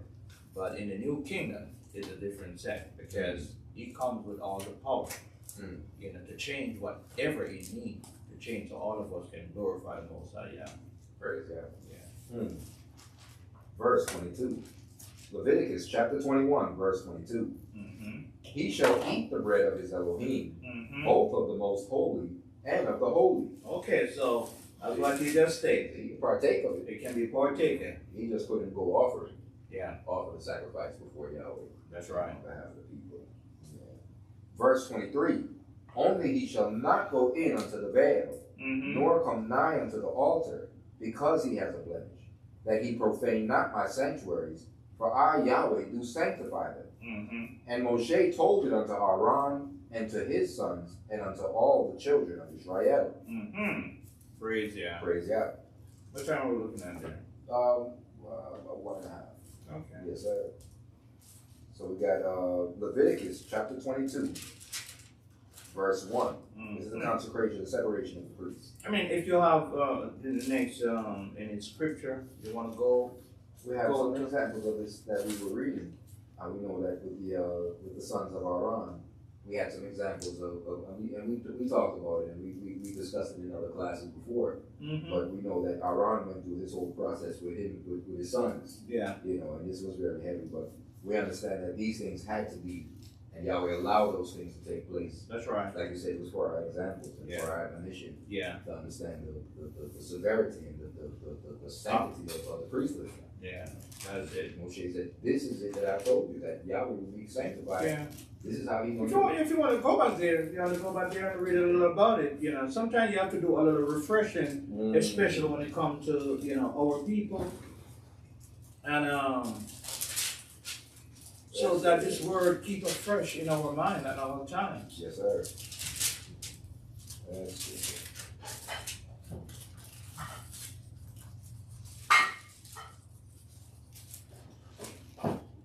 We have to praise Yahweh for, everything that he has. Is it 28? Extra? Yeah, no. Oh, no, this is something different. But if not, we can continue, and if we come to mind as anything else, we know that the kingpin is not here. But we know he's listening. Yes, sir. Yeah, praise Yahweh for everyone, again, and hope Yahweh continue to bless him and his family, and it goes for all that listen, to the keepers of the house of life. We pray for all of them, their family members and their friends, that everything should go well with them. And if Yahweh, allow them to go through their time of evil, those evil days, we pray Yahweh get them through, the rough times that all of us at some time have to go through. Yeah, it's not a easy task out here to do, because we know, we have to survive, and we just don't want to survive, but we want to make sure we are glorifying the Most High at all times. Praise God. And it's good to know exactly, what we need to know and what we need to do, so that we can be called holy men, or women of Yahweh. Praise God. It was in chapter 11, chapter 10. Chapter 10? Yeah, Leviticus, yeah. It was Leviticus chapter 10. I'll just read a couple of verses here. I'll get an example of these things here. Leviticus chapter 10, verse 1. And Nadab and Abihu, the sons of Aaron, took either of them his censer, and put fire therein, and put incense thereon, and offered strange fire before Yahweh, which he commanded them not. And there went out fire from Yahweh and devoured them, and they died before Yahweh. Then Moshe said unto Aaron, This is it that Yahweh spake, saying, I will be sanctified in them that come nigh me, and before all the people I will be glorified. And Aaron held his peace. And so when we're looking at one way or the other, Yahweh will be glorified. That's right. That's right. Yeah, we don't blame. You don't blame him. He required his glory. That's why he created us in the first place. Yeah, we have to glorify him. Verse 4. And Moshe called Mishael and Elzaphan, the sons of Uzziel, the uncle of Aaron, and said unto them, Come near, carry your brethren from before the sanctuary out of the camp. So they went near and carried them in their coats out of the camp, as Moshe had said. And Moshe said unto Aaron and unto Eleazar and unto Ithamar his sons, Uncover not your heads, neither rend your clothes, lest you die, and lest wrath come upon all the people. But let your brethren, the whole house of Israel, bewail the burning which Yahweh has kindled. And you shall not go out from the door of the tabernacle of the congregation, lest you die. For the anointing oil of Yahweh is upon you. And they did according to the word of Moshe. You know what? See? Yeah. Go back to read. Can you read back verse 6 for me? Yes, sir. Verse 6. And Moshe said unto Aaron, and unto Eleazar, and unto Ithamar his sons, Uncover not your heads, neither rend your clothes, lest you die. Okay, that's the little part I want you to read there, because in most cases, Paul was saying, mentioned that uncover, should not cover his head. But that's the only thing when, if you are prophesying. We're not prophesying here. Correct. We are reading. Because some brothers out there, they have a problem with us wearing, especially, teaching the word of Most High. All these things are written already. And you can see our forefathers. They wear whatever they call them, bonnet or whatever. Correct. Yeah. Correct. We have to stay uncovered. Yeah. Go ahead, man. That's the little part I want to bring forward. Praise God. Verse 7. And you shall not go out of the congregation from the door of the tabernacle of the congregation, rather, lest you die, for the anointing oil of Yahweh is upon you. And they did according to the word of Moshe. So we just read in chapter 21 about who the priest could be defiled for. Yeah. And so we know that he would be able to be, he could have defiled himself for his son, but he said the reason this issue was because the anointing oil of Yahweh. This is a different kind of different situation. Yeah. These they're setting up the priesthood. Correct. So there's nothing you can do to separate yourself from this anointed time or this consecration before Yahweh. Right. Under the penalty of death. Yeah. That's right. Verse 8. And Yahweh spake unto Aaron, saying, Do not drink wine, nor strong drink, thou nor thy sons with thee, when you go into the tabernacle of the congregation, lest you die. It shall be a statute forever throughout your generations. And that you may put difference between holy and unholy, and between unclean and clean. That's right. And that you may teach the children of Israel all the statutes which Yahweh has spoken unto them by the hand of Moshe. And Moshe spake unto Aaron and unto Eleazar and unto Ithamar, his sons that were left, Take the meat offering that remaineth of the offerings of Yahweh made by fire, and eat it without leaven, beside the altar, for it is most holy. And you shall eat it in the holy place, because it is thy due, and thy sons' due, of the sacrifice of Yahweh made by fire, for so I am commanded. And the wave breast and the heaved shoulder shall you eat in a clean place, thou and thy sons and thy daughters with thee. For they be thy due, and thy sons' due, which are given out of the sacrifices of peace offerings of the children of Israel. So we just read our in chapter 21 about them. You know, they had other children, they had children that were among them that suppose they had a blemish. Yeah. Well, if these were one of their sons, they would still partake of the meat that they would. The holy thing. This is their due, but they just couldn't sacrifice those things before Yahweh. That's right. That's correct, my deacon. Verse 15. The heave shoulder and the wave breast shall they bring with the offerings made by fire of the fat, to wave it for a wave offering before Yahweh. And it shall be thine and thy sons with thee by a statute forever, as Yahweh has commanded. And Moshe diligently sought the goat of the sin offering, and behold, it was burnt. And he was angry with Eleazar and Ithamar, the sons of Aaron, which were left alive, saying, Why have you not eaten the sin offering in the holy place, seeing it is most holy, and Elohim has given it to you to bear the iniquity of the congregation, to make atonement for them before Yahweh? Behold, the blood of it was not brought in within the holy place. That's right. You should have indeed eaten it in the holy place, as I commanded. And Aaron said unto Moshe, Behold, this day have they offered their sin offering and their burnt offering before Yahweh, and such things have befallen me. And if I had eaten the sin offering today, should it be accepted in the sight of Yahweh? And when Moshe heard that, he was content. You know, it's not an easy thing to see, you know, both of your sons, you know, to die before you by fire, you know. I mean, it's a sad time. How can you eat? You cannot eat, So then we see the mercy in the Lord, because Yeshua showed mercy. Of He course. had mercy unto, you know. Yeah, he showed mercy even to that lady that committed adultery. Correct. Yeah. We can go back to Chapter 22. We'll finish up, We're at Leviticus chapter 22, verse 1. And Yahweh spake unto Moshe, saying, Speak unto Aaron and to his sons, that they separate themselves from the holy things of the children of Israel, and that they profane not my holy name in those things which they hallow unto me. I am Yahweh. That's right. Say unto them, Whosoever he be of all your seed, among your generations, that goeth unto the holy things, which the children of Israel hallow unto Yahweh, having his uncleanness upon him, that soul shall be cut off from my presence. I am Yahweh. You see, it is so serious. That's right. Being a leader, you know, of the congregation.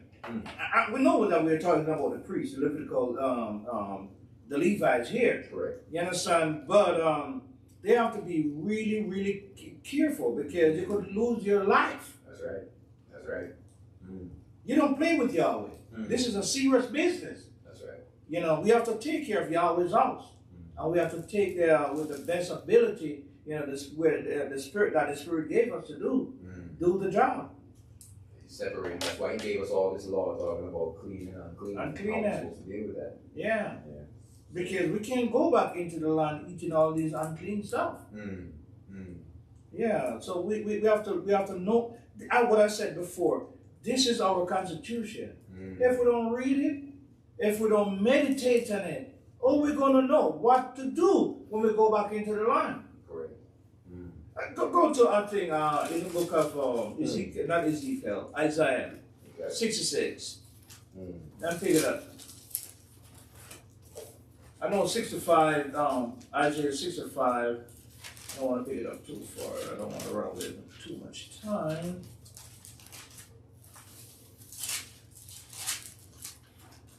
It doesn't make any sense. You hide and do, you know, your unclean things. Behind, closed door, because Yahweh see everything. Yeah, and we are. We want to pick it up at verse 1. Yeah, you can pick up at verse 1. All right. We're at the prophet Isaiah, chapter 66, verse 1. Thus saith Yahweh, The heaven is my throne, and the earth is my footstool. Where is the house that you build unto me? And where is the place of my rest? For all those things has my hand made, and all those things have been, saith Yahweh. But to this man will I look, even to him that is poor, and of a contrite spirit, and trembleth at my word. He that killeth an ox is as if he slew a man. He that sacrifices a lamb, as if he cut off a dog's neck. He that offereth an oblation, as if he offered swine's blood. He that burneth incense, as if he blessed an idol. Yea, they have chosen their own ways, and their soul delights in their abomination. You see, we have to learn these things. What to offer to Yahweh, because we don't want to offer any vain oblation before the Most High. No abomination before the Most High. We have to do the things that He delights in. That's right. And we have to learn these things from the law book. Very good. Yeah. Verse 4. I will also choose their delusions, and will bring their fears upon them. Because when I called, none did answer. When I spake, they did not hear. But they did evil before mine eyes, and chose that in which I delighted not. Hear the word of Yahweh, you that tremble at his word. Your brethren that hated you, that cast you out for my name's sake, said, let Yahweh be glorified. But he shall appear to your joy, and they shall be ashamed. A voice of noise from the city, a voice from the temple, a voice of Yahweh that rendereth recompense to his enemies. I tell you what, we can't stop there. But just to show you, we have to be very, very careful what we bring to the table at the Most High. Yes, sir. Because we don't want to bring anything that is abomination to the Most High. We see the judgment. Yahweh said, I will also, in verse 4, he said, I will also choose their delusions. That's right. See? So we see this is what he's done today. Yeah. Look at the delusions that have been put upon man today. Like you were talking about calling good evil and evil good. Like Yahweh said, but I'm going to choose that for you. Seems like how you don't want to keep my word. Okay, you don't want to heed to your word? Okay, I'm going to turn my back to you. Yeah. Come on, man. Don't play the Most High. Right. We walk contrary to Yahweh. So this is what we're dealing with, the ways of a holy people. That's right. Our fathers turned away from these holy ways. And so Yahweh said, I'm going to choose your delusions. Yeah. This is what is happening. Okay. And you want to do that? Okay, that's fine. I'm going to give you something to do. Right. Yeah. Oh, man. That's it. It's the goodness of Yahweh leads a man to repentance. That's good. But he says, but he'll lead you away with the workers of iniquity too. And this is what we just read. I'll choose the delusions for you. I'm going to lead you away that way. Yahweh call us, man. So let's do the things that He instructs us to do. Yes, sir. All right. Can I go back to maybe the last book? Okay, we don't want to go into the book of chapter 23 because that's deal with the holy days, and we have to go through it a little in depth. Yes, It'll take a little time. Yes, sir. Because then we want to explain how we get all these feast days together. Because we need to teach our people. So you cannot be fooled. That's the bottom line. The only time you've been fooled is unless you fool yourself. That's how I put it. Yeah, but whatever Yahweh taught us, we're gonna open it up to you, so you can do it on your own. Let no man fool you. That's right. We're back in Leviticus chapter 22, verse 4. Verse 4. What man soever of the seed of Aaron is a leper, or has a running issue, he shall not eat of the holy things until he be clean. And whoso toucheth anything that is unclean by the dead, or a man whose seed goeth from him, or whosoever toucheth any creeping thing, whereby he may be made unclean, or a man of whom he may take uncleanness, whatsoever uncleanness he has, the soul which has touched any such shall be unclean until even, and shall not eat of the holy things, unless he wash his flesh with water. And when the sun is down, he shall be clean, and shall afterward eat of the holy things, because it is his food. You see, in all cases, Yahweh always leave a door open. That's right. To redeem, back to his to his congregation, or his kingdom. Yeah, His holiness. His holiness. Yes, sir. Praise that. Verse 7. And when the sun is down, he shall be clean, and shall afterward eat of the holy things, because it is his food. That which dieth of itself, or is torn with beasts, he shall not eat to defile himself therewith. I am Yahweh. They shall therefore keep mine ordinance, lest they bear sin for it, and die therefore. If they profane it, I Yahweh do sanctify them. There shall no stranger eat of the holy thing. A sojourner of the priest, or an hired servant, shall not eat of the holy thing. But if the priest buy any soul with his money, he shall eat of it. And he that is born in his house, they shall eat of his meat. Isn't the same thing he said to Abraham? That's right. That's right. When he talked to them, he told them, say, they have to be circumcised if they were bought with your money or were born in your house. So we know that that law was only given to his seed. Yeah, of course. Yes, sir. Interesting. Verse 12. If the priest's daughter also be married unto a stranger, she may not eat of an offering of the holy things. But if the priest's daughter be a widow or divorced, and have no child, and is returned unto her father's house, as in her youth, she shall eat of her father's meat, but there shall no stranger eat thereof. Praise Yah. Praise Yah. And if a man eat of the holy thing unwittingly, then shall he put the fifth part thereof unto it, and shall give it unto the priest with the holy thing. And they shall not profane the holy things of the children of Israel, which they offer unto Yahweh, or suffer them to bear the iniquity of trespass when they eat their holy things, for I, Yahweh, do sanctify them. That's interesting. So if a man did it, it says if a man ate of the holy thing unwittingly or unknowingly, right, then he shall put the fifth part thereunto, as if he stole it. You know, that's the same law. You get that, you add the fifth part to it. That's right. But Yahweh didn't kill him. So we say again, mercy in the law. He did it unknowingly. That's right. Just blatantly just try to do it. That's right. Those are, and even when we go back into the kingdom, you know, they're going to be sacrificed for, you know, for errors. So these are errors, sins of ignorance. These are sins of ignorance. Yeah.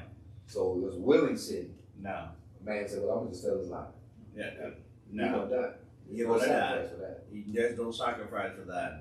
And if you commit all of these things, there's no sacrifice for that.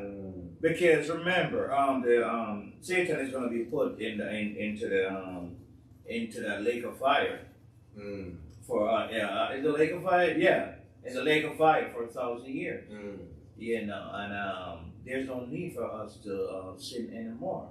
But yes, some of us remember it's going to be two set of folks, the resurrected and the people that have been still alive that goes back into the land. Those are the folks, because the resurrected dead, they cannot sin anymore. They're going to be as angels, before the Most High.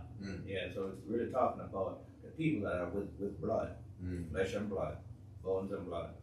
Yeah. So go ahead, Deacon. We're at Leviticus chapter 22, verse 17. And Yahweh spake unto Moshe, saying, Speak unto Aaron and to his sons, and unto all the children of Israel, and say unto them, Whatsoever he be of the house of Israel, or of the strangers in Israel, that will offer his oblation for all his vows, and for all his freewill offerings, which they will offer unto Yahweh for a burnt offering, you shall offer at your own will a male without blemish, of the beeves, of the sheep, or of the goats. But whatsoever has a blemish, that shall you not offer, for it shall not be acceptable for you. And whosoever offereth a sacrifice of peace offerings unto Yahweh to accomplish his vow, or a freewill offering in beeves or sheep, it shall be perfect to be accepted. There shall be no blemish therein. Blind, or broken, or maimed, or having a wen, or scurvy, or scab, You shall not offer these unto Yahweh, nor make an offering by fire of them upon the altar unto Yahweh. Either a bullock or a lamb that has anything superfluous or lacking in his parts, that mayest thou offer for a freewill offering, but for a vow it shall not be accepted. There's a difference. Yeah. You shall not offer unto Yahweh that which is bruised or crushed or broken or cut, neither shall you make any offering thereof in your land. Man, Yahweh need the best. Yes, he required And he required that. He need the best. Look in Cain and Abel. Come on, man. See, that was the first example of it. Yeah, that's a very good example. Yeah. You don't want Yahweh to refuse. It's not, you're not giving with a willing heart. Come on, man. They say Yahweh was a cheerful giver. Yeah. And Yahweh, in the first place, Yahweh don't want anything for you because everything in his creation is his in a way. Right. He said, if I was hungry, I wouldn't tell you. So this is not for food. This is not for his consumption. That's right. He requires obedience.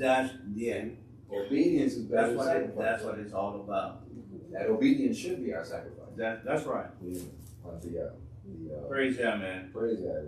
And when we're reading the bees, it just means cows. Yeah, I look at it once way back, and I was like, bees? Yeah, and I realized you have to look. So sometimes good for you to look up words. Yeah, because it just means cattle or whatever. Cattle. Yeah, multiple cows. Yeah. I'm glad you brought that up, man. Praise God. Praise God. We're at verse 25. Neither from a stranger's hand shall you offer the bread of your Elohim of any of these, because their corruption is in them, and blemishes be in them.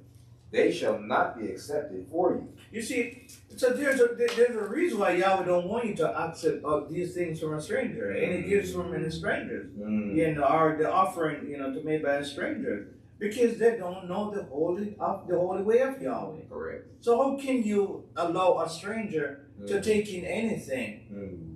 He may be, Yahweh they said, if you see an animal dying at home, he may be say it's the best thing because he will go out there and eat it. Yahweh don't want it. Correct. So don't take that, to the house of Yahweh, to offer it to Yahweh. Because he don't know the ways of a holy people. That's correct.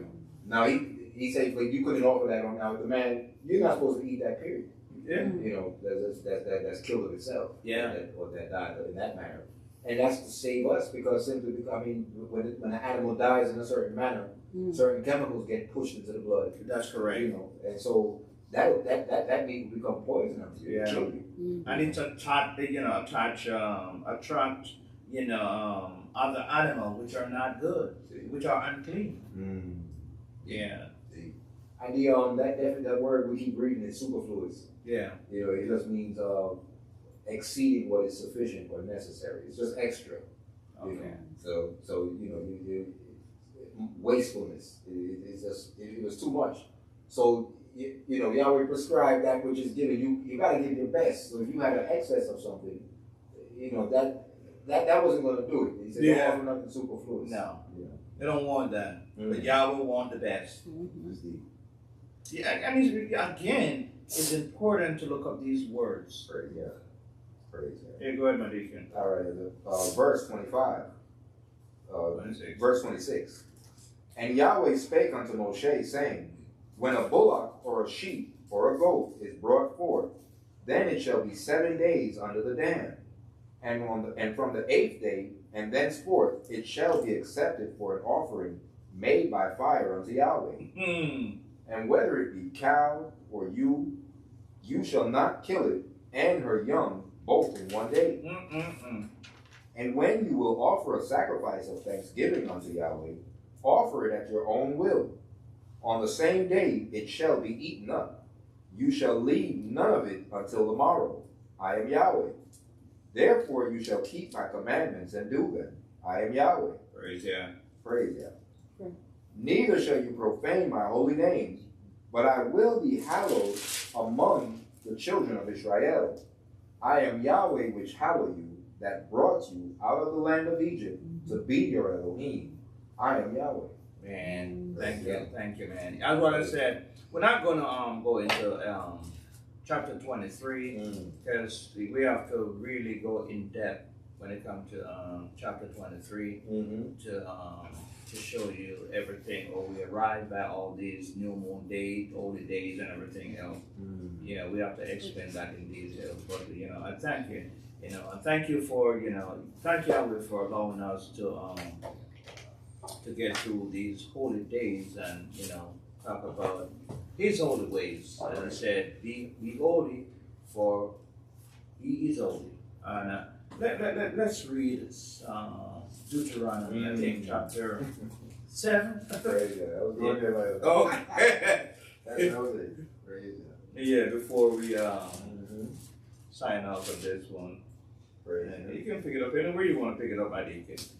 All right, let's go. Let's pick it up at verse 1. Okay. Deuteronomy chapter 7, verse 1.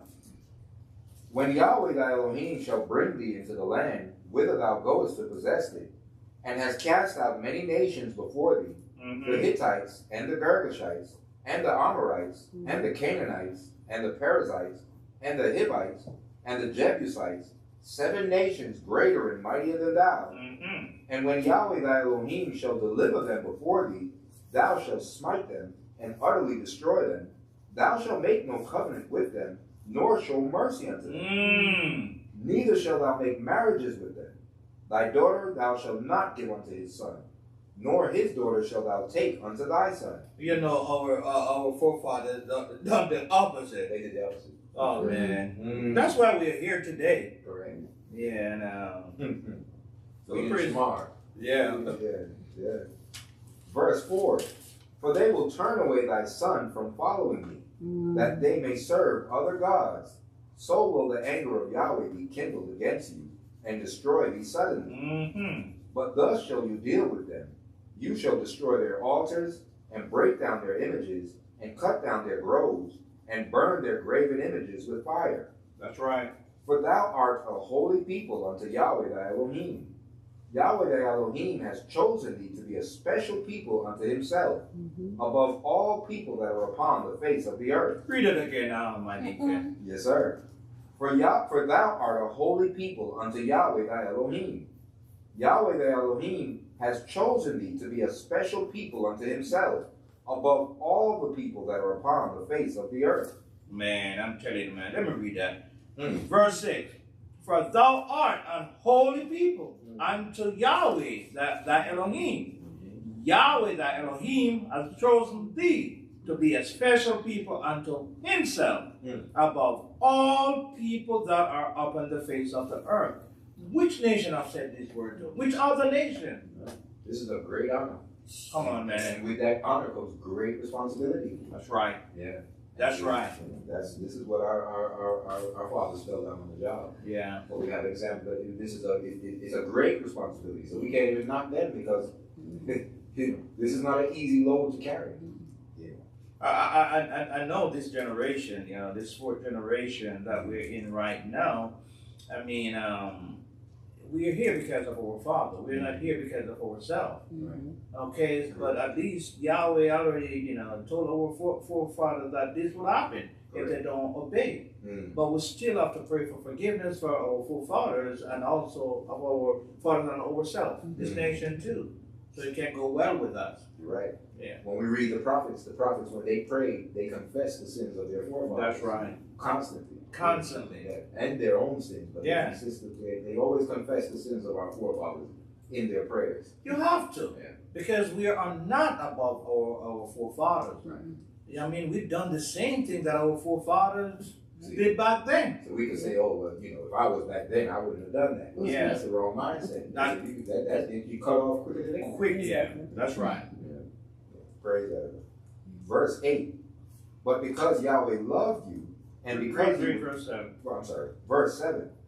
Yahweh did not set his love upon you, nor choose you, because you were more in number than any people, for you were the fewest of all people. It's not about numbers. Yahweh is not about numbers. Yahweh can turn the stone, from stone. It is for the people. That's right. So Yahweh don't need anything. He can do anything that he pleases.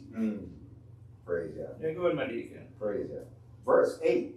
But because Yahweh loved you, and because he would keep the oath which he had sworn unto your fathers, that's it right there. That's why Yahweh has opened our eyes here today. This nation, our people, who we call, you call them all sort of names. This is the reason why our mind, our heart being open to this book here. Because Yahweh loved our forefathers. He told Abraham that he says this word shall not depart out of the mouth of thy seed or thy seed. Seeds. Yeah. So here it is, the same word is still in our mouth today. So he's keeping his part of the bargain. Right. It's for us, the holy people, to keep this bargain too. Because we are buying under the contract that he signed with our forefathers. See, that's a language our people don't understand. See, a contract. Yeah. This was a covenant. This was a That's contract. right. He made an agreement with our fathers. That's right. Yeah. So what if they should say, well, we didn't do it. We didn't make that agreement. Okay. I'm sorry for you. The people who made it. So you're going to be punished according to there too? Yeah. Yeah. That's right. Thank you, my deacon. Praise God. Read verse 8 again. Yeah. But because Yahweh loved you, and because he would keep the oath which he had sworn unto your fathers, has Yahweh brought you out with a mighty hand and redeemed you out of the house of bondage, from the hand of Pharaoh, king of Egypt. Know therefore that Yahweh thy Elohim, he is Elohim, the faithful Elohim, which keepeth covenant and mercy with them that love him, and keep his commandments to 1,000 generations, and repayeth them that hate him to their face, to destroy them. He will not be slack to him that hateth him, he will repay him to his face. Thou shalt therefore keep the commandments and the statutes and the judgments which I command thee this day to do them. That's right. Praise God. Praise God, man. Praise God. They dropped the mic. For real. Yeah, praise Yahweh for this. And at this time, you know, what time is it? Okay. Yeah, we run by. Praise God. Right. Yeah, we thank Yahweh, and I hope, you know, our listeners and our viewers, you know, they hear something that, you know, that allow them, you know, to want to seek Yahweh with all their heart, with all their mind. You know, this is the Shema, and continue to do. So at this point, you know, my King Ping is not here, so I'm going to open the floor unto you, my deacon, to see, you know, if you have anything to say, to add, you know, until, you know, looking at this title, the ways of a holy people. Let's go to the book of Second Kings rather, because we started this in the beginning. So let's Second Kings. Yeah, Second Kings chapter 17, and we'll just cover, because we want to, you know, I don't want them to think that we do things haphazard, but it's how the Spirit leads us. We started off reading about our people, the 10 tribes being carried off into exile, and the reason why they would be carried off, and also that they would be redeemed. That's right. And that the Son of the Most High would stand to judge all those nations who his brethren or kinfolk were scattered in those lands. That's right. So, but just to confirm what we were reading, and to summarize what we're dealing with, why we were in this condition, is for not keeping the ways of a holy people. But in Second Kings chapter 17, it says, verse 1, it says, in the 12th year of Ahaz, king of Judah, began Hoshea the son of Elah to reign in Samaria over Israel 9 years. And he did that which was evil in the sight of Yahweh, but not as the kings of Israel that were before him. So we're talking about Israel being split in two kingdoms right here now. Correct. Okay. Correct. Just want to know, let the audience get a good picture. Yes, what sir. Go ahead, my deacon. Yes, sir. Praise God. Verse 3. Against him came up Shalmaneser, the king of Assyria, and Hoshea became his servant and gave him presents. And the king of Assyria found conspiracy in Hoshea, for he had sent messengers to So, king of Egypt, and brought no present to the king of Assyria, as he had done year by year. Therefore the king of Assyria shut him up and bound him in prison. Then the king of Assyria came up throughout all the land and went up to Samaria and besieged it 3 years. In the 9th year of Hoshea, the king of Assyria took Samaria and carried Israel away into Assyria and placed them in Elah and in Habor by the river of Gozan and in the cities of the Medes. For so it was that the children of Israel had sinned against Yahweh their Elohim, which had brought them up out of the land of Egypt from under the hand of Pharaoh, king of Egypt, and had feared other gods, and walked in the statutes of the heathen, whom Yahweh cast out from before the children of Israel, and of the kings of Israel, which they made. And the children of Israel did secretly those things that were not right against Yahweh their Elohim.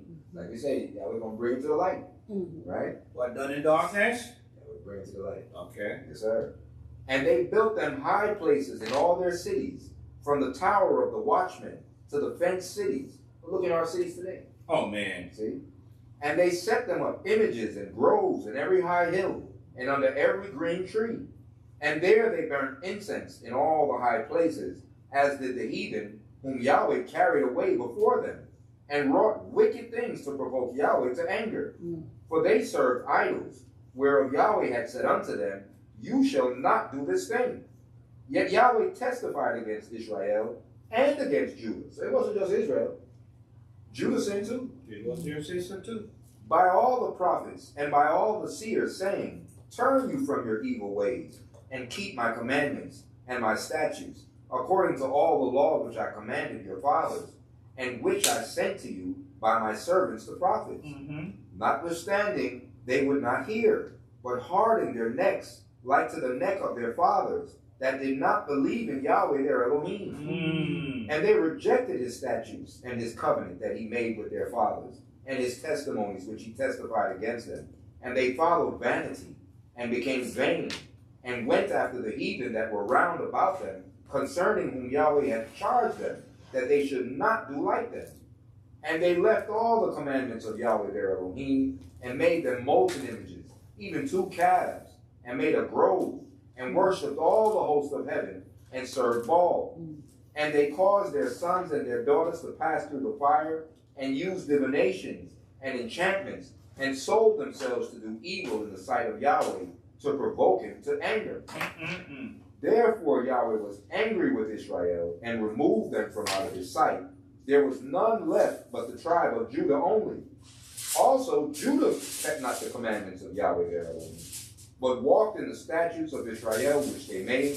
And Yahweh rejected all the seed of Israel, and afflicted them, and delivered them into the hand of spoilers, until he had cast them out of his sight.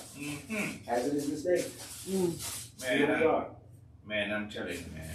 I'm telling you, Judah, the house of Judah, they're supposed to be the one that, out of that body, the house of Yahudah, that's where the commandment and everything, they were leaders,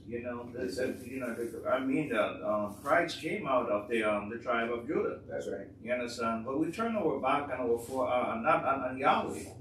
And now you get a better understanding why we are here today. Correct. But Yahweh love our people. You understand? It's an everlasting love. So Yahweh open our eyes. That's right. Again, and turning us back towards his, towards his commandment, his statutes and his judgment. That's right. This is the only way out. See. You cannot get around this law, the statutes and the judgment. That's right. Don't think you're too big-headed to listen, but we have followed our forefathers for years, but now Yahweh is opening our eyes. That's right. Now let's follow the spiritual food that is given unto us today. Praise God. That's it. That's all I got to do. Yeah. Hey, praise Yahweh. There's nothing more than the sun. Really, we read these things. Look at us today as a people. Yeah. This is us right now. Yeah. Sad. And with that, my deacon comes the end of this, class, Shabbat class. So we praise Yahweh, for this time. Until next, remember, it's still the Shabbat. It's still the Sabbath. Okay? So let us keep it holy. Let us keep and sanctify Yahweh and glorify His name. If not, and